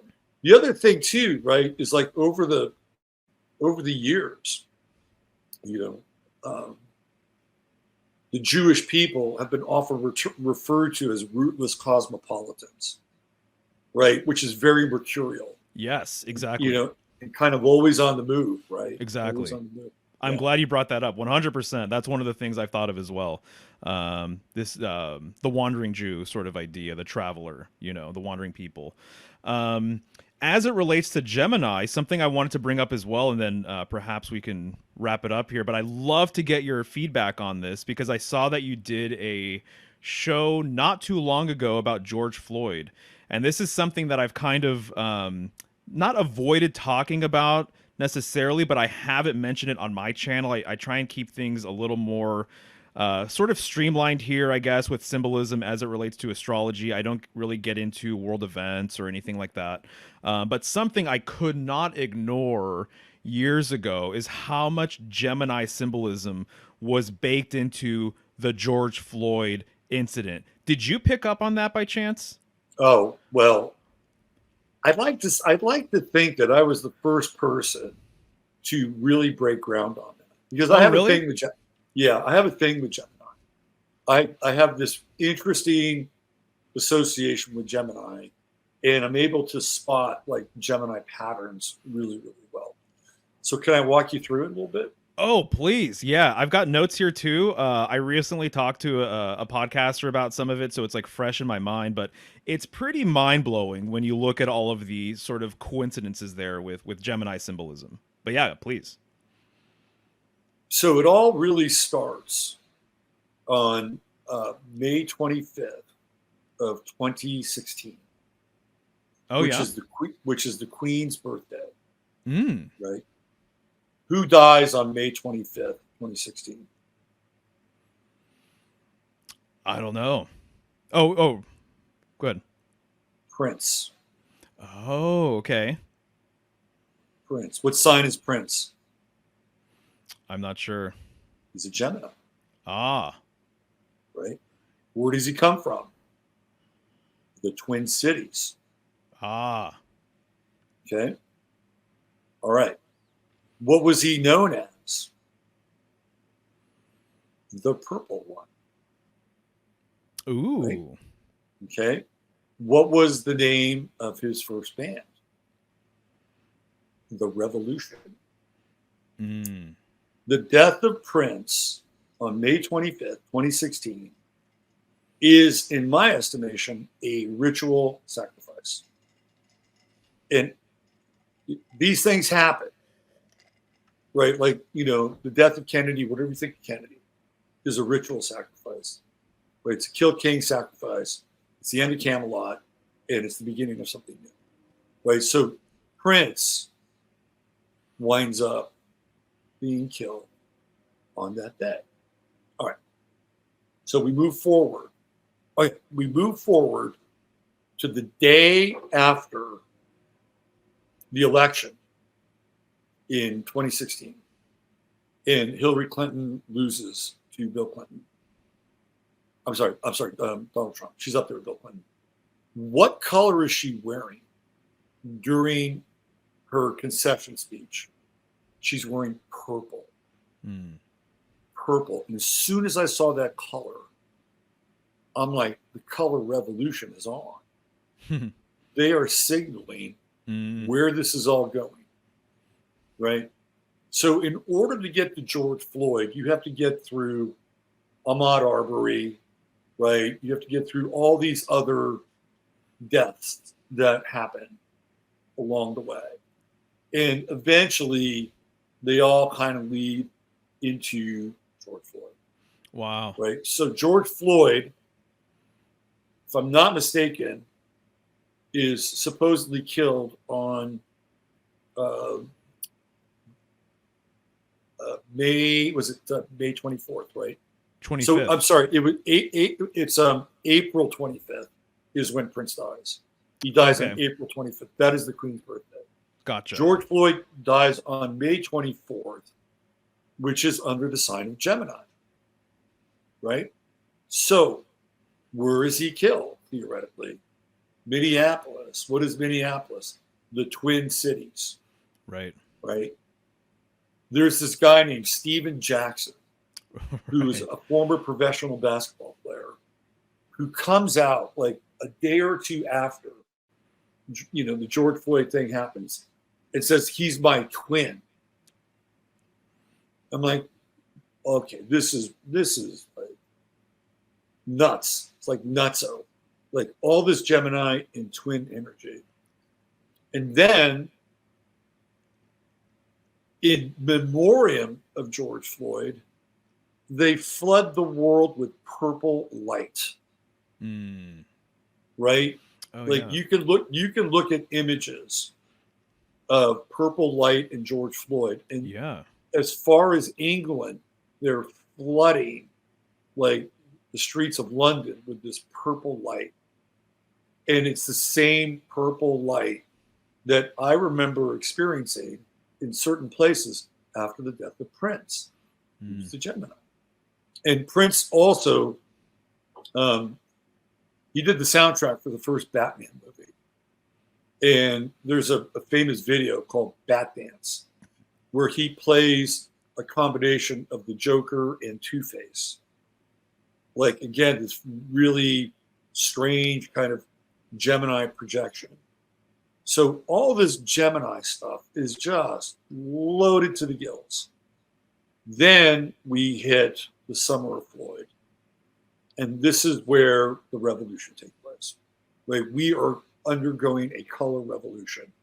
And people don't understand what happened. Right? The same things that happened in places like Czechoslovakia, or happened in Tunisia, or happened in Egypt, right? The Arab Spring, that was our Arab Spring. Yeah. Everything that was taking place during that time, or those times for those, those countries, was happening here in this country. The toppling of statuary, right? Classic. It's a classic, sort of Marxist, Maoist power move. You're going to remove the figures that define the country or the place. Like there's a new time, right? And the new time has no time for, these symbols of what this place stood for. That all happens, right, during the summer of Floyd. And it polarizes America, which is very Gemini, right? We're being taken through this Gemini ritual where, and even Trump plays a role in this whole thing because he's a Gemini. Mm-hmm. And when he started to deal with COVID, he has 2 executive orders, and they're on March 13th, which I believe is a Friday, if I'm not mistaken, and then April 13th. One of those days is a Friday. And the first one, I believe, basically says, we're going to let the states run their own program for COVID. And his rationale is that, well, one state may have a different set of protocols than another state, and so a one-size-fits-all model doesn't apply. But really, what that does is that it splits up the country, right? Which is a very Gemini move. Like, Gemini is not about the macro. Like, Sagittarius is about the macro. Like, it's one giant overarching, cosmology for everything, right? Whereas Gemini is much more fractal. And that's what happens to the country during that time. Now, it predates George Floyd, but it's fractal. And that's what happens, right? Where is the true node astrologically during that time? It's in Gemini, right? So all these Gemini things start to pop. Where's the south node? So the true node is also known as the north node. If you want to get into the terminology, right? So the south node is in Sagittarius. So the south node is in the weak or the lesser position, right? Supposedly. It also represents the past. So with the south node in Sagittarius, what is Sagittarius known for? It's known for law, right? That's what it's known for. It's the creation of law, and to some degree, even order, right? To me, you know, the Abrahamic faiths really fall under the roof of Sagittarius because they're these overarching cosmologies. You know, the book of law, the book of rules. It's very Sagittarian. So it is in the weak or the vulnerable position. What was going on with law and order at that time? Hello? Nada, nothing, right? So what was in the ascendant or what was in the true north, you know, of the position of the moon? It's Gemini, and it becomes dominant. Wow. Right? So we became, and the precursor for all of this is the eclipse of 2017, which happens on August 22nd, 2017, right? August 22nd or 21st, August 21st of 2017. It's in the 28th degree of Leo. And it literally starts where you are up at Oregon is the 33rd state admitted to the Union. And it literally goes down through what would become like the Mason-Dixon line. And then it exits in Florida at the 33rd degree, right, parallel, right? So you have the 233s. That sets the stage for everything because the country's going to get cut in half.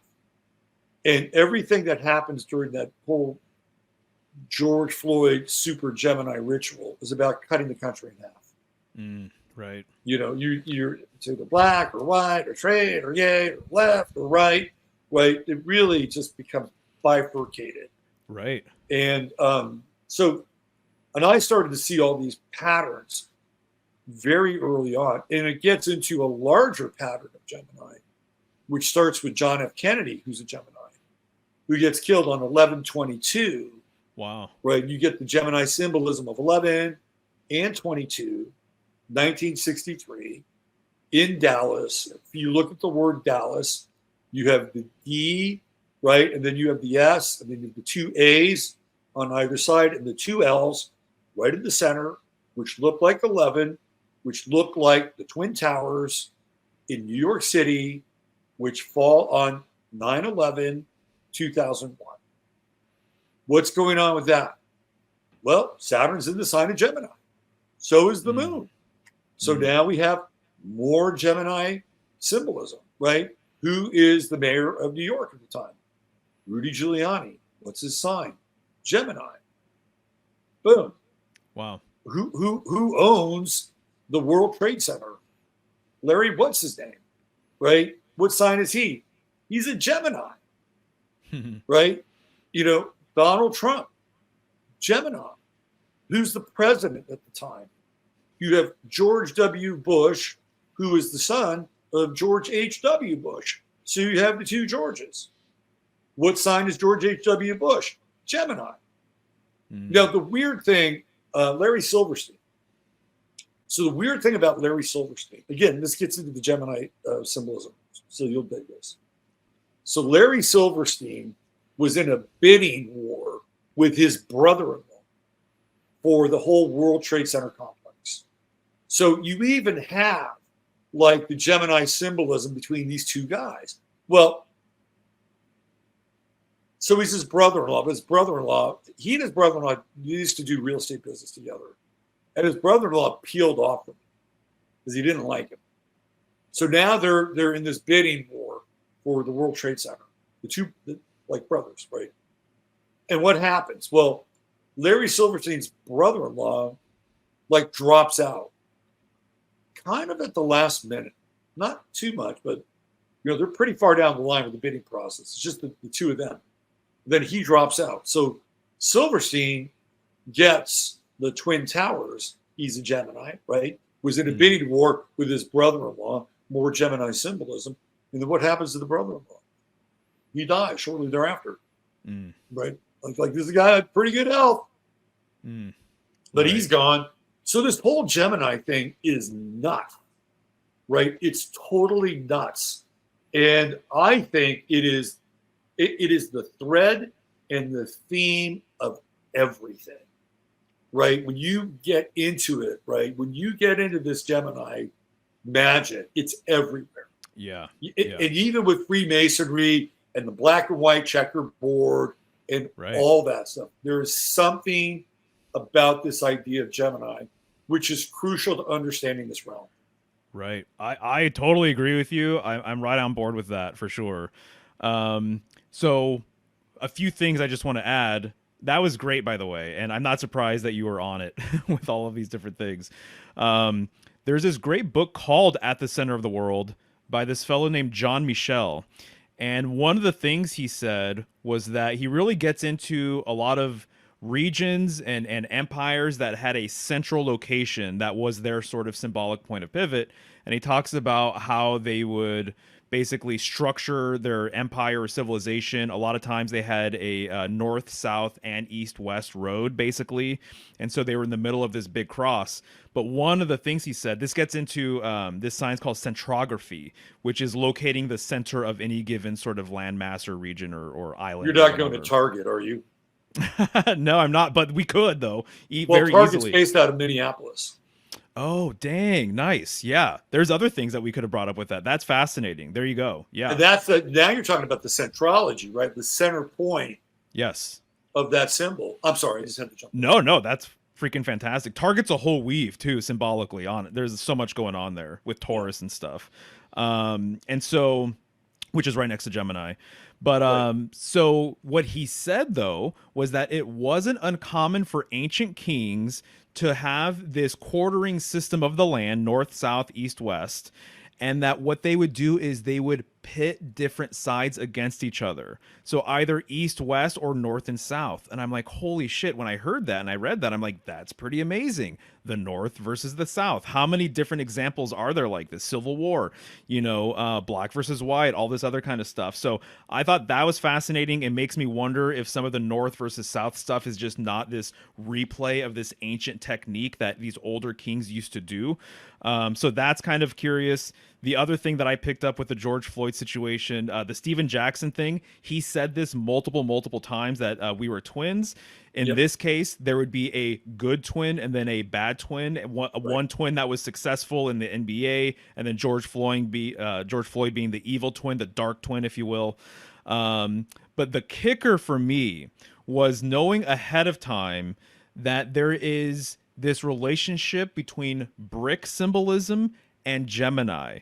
So according to the ancient Babylonians, supposedly, I have this fantastic book by this guy named Gavin White. He wrote this book called Babylonian Star Lore. He says that the time of Gemini was referred to as the brick mold because they would resume baking bricks out in the sun, and then they would also resume building projects during Gemini season. So they had this relationship with bricks and Gemini, which to me that helps decode a lot of things. As an example, the sun card, you usually have two children in front of a brick wall. This brick wall, why is that brick wall there? How does this make sense? Well, you also have the mythology of Romulus and Remus being the hero twins of ancient Rome, and they are credited for building the first wall in Rome. And this is even where Romulus killed Remus. We get Rome from Romulus. And so you can see these drawings of them building this wall brick by brick or block by block, and then Romulus killing Remus. And so then you have Freemasonry, and it's about masonry, and then you have the twin pillars of Freemasonry, right? The Lover's card, which is ruled by Gemini and has a correspondence with Mercury. It didn't always used to be called the Lovers, but it was sometimes referred to as the Brothers, as in Cain and Abel. And so Cain and Abel, or lovers symbolism, relates to twin symbolism in so many different ways, right? But the crazy thing to me was seeing that George Floyd apparently grew up in a housing project that they called the Bricks. And then I saw him one time wearing a hat, and underneath the bill it said Brick Boys. And so it's like the brick can also Wow. mean drugs, right? Cocaine Yeah. or Yeah. whatever else, right? Right. And so he is from the Bricks. He's part of this group called the Brick Boys. His father, if I'm not mistaken, was a Freemason as well. That's Some what he people said. Stephen Jackson's a Freemason, by the way. Oh, really? Well, yeah, exactly. There you go. They refer to each other as brothers, right? Right. And so brick symbolism and stone block symbolism in Freemasonry is totally a thing. But the kicker for me personally was when there were all of these pallets of bricks that House of showed up Bricks. all over the country.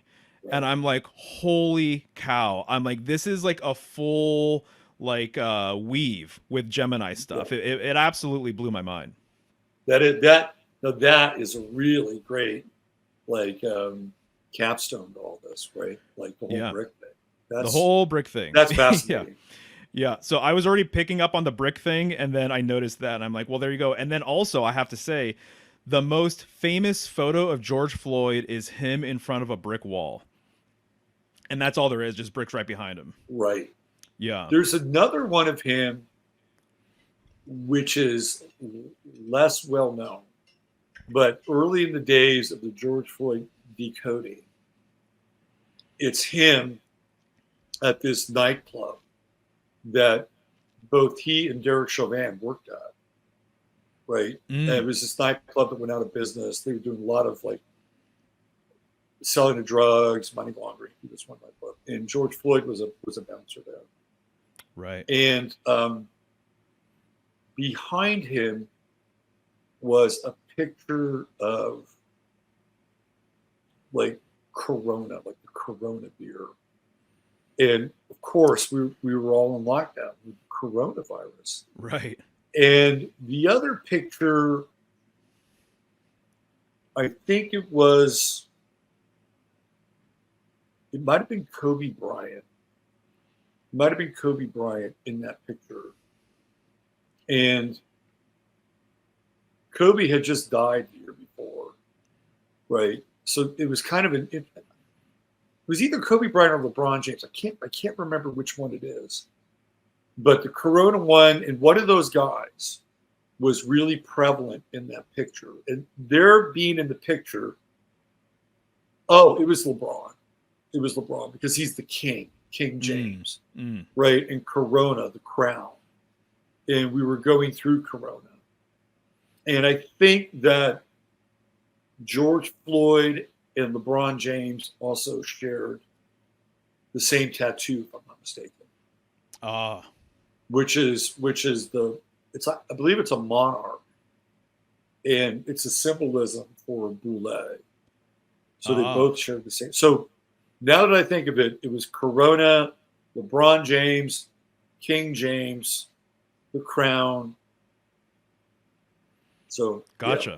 There you go. But that one I think got net washed because it was a pretty interesting photo. Right. Gotcha. Yeah, there's some of these things I can't find anymore. The other day I was looking for one of the George Floyd photos. I couldn't find it at all. But yeah, so that definitely happens. If you find this stuff, you should grab it. Yeah, definitely. Right? You're right. Like Yeah, I was doing some research on Kamala Harris, who by the way is a Gemini rising. And this was not anything like deep or sordid. You know, there was a time when Kamala Harris was in the society pages in San Francisco, like Chronicle. And I was just trying to find, and I found this like about a year ago when I was doing this really deep dive on the Bay Area. And she was a part of it. And I was able to find these images, you know, pretty easily. I can't find them anymore. Right? Even something as innocuous as her being in the pages of the society column in the San Francisco Chronicle, they're gone. So I believe if you find something, grab it. Yep, I believe it. Even photos from the Trump incident a couple of weeks ago, a few weeks ago. You can't find the same images that you used to be able to find.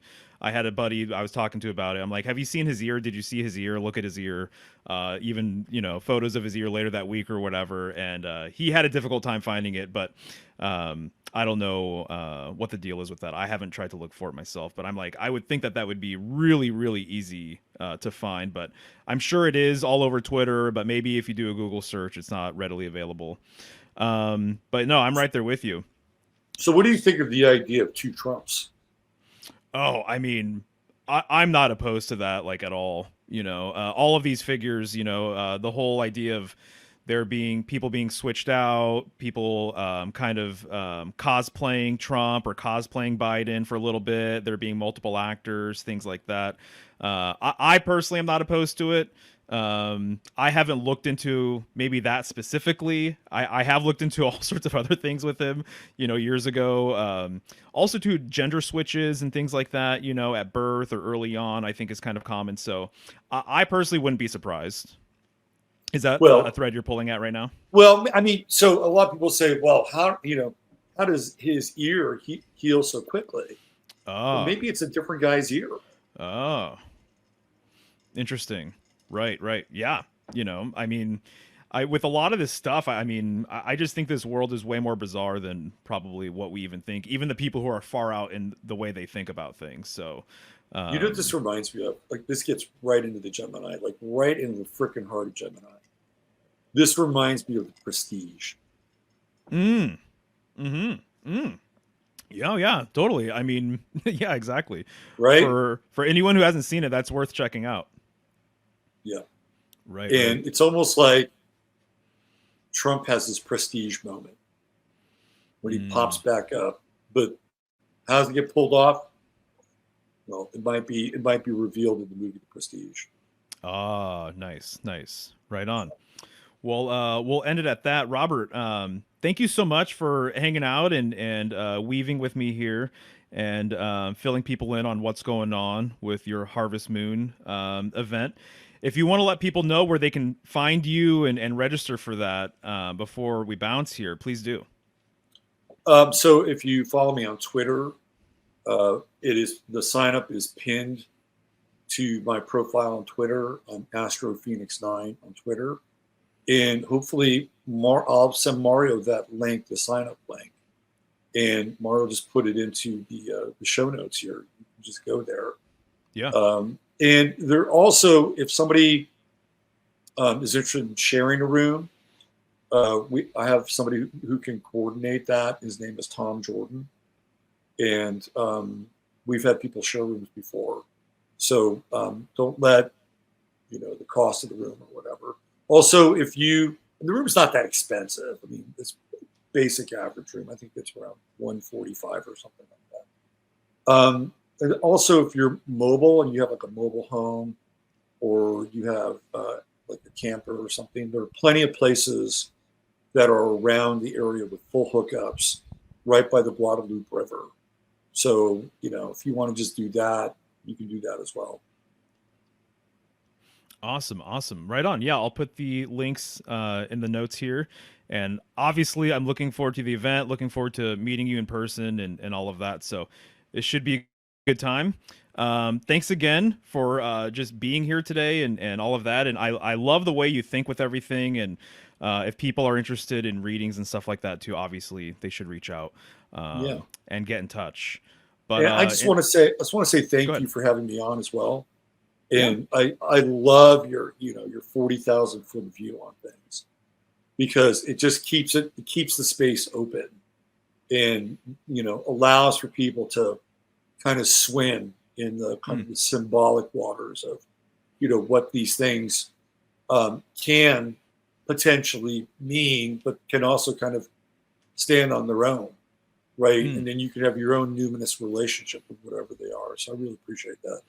Oh, thanks, man. No, that's great. I'm glad you like it. And obviously there's more to come with my decodes and videos and everything else. And I just try and put things out there and people can, take what resonates and leave what doesn't and everything else. I try and not be dogmatic with things or hardline with certain ideas and whatnot. It's, me just sharing my insights and everything else. All right. Well, with that said, we'll wrap up here, and I'm sure I'll talk to you soon, and we'll be in touch. Okay. Bye, Mario. All right. Take care.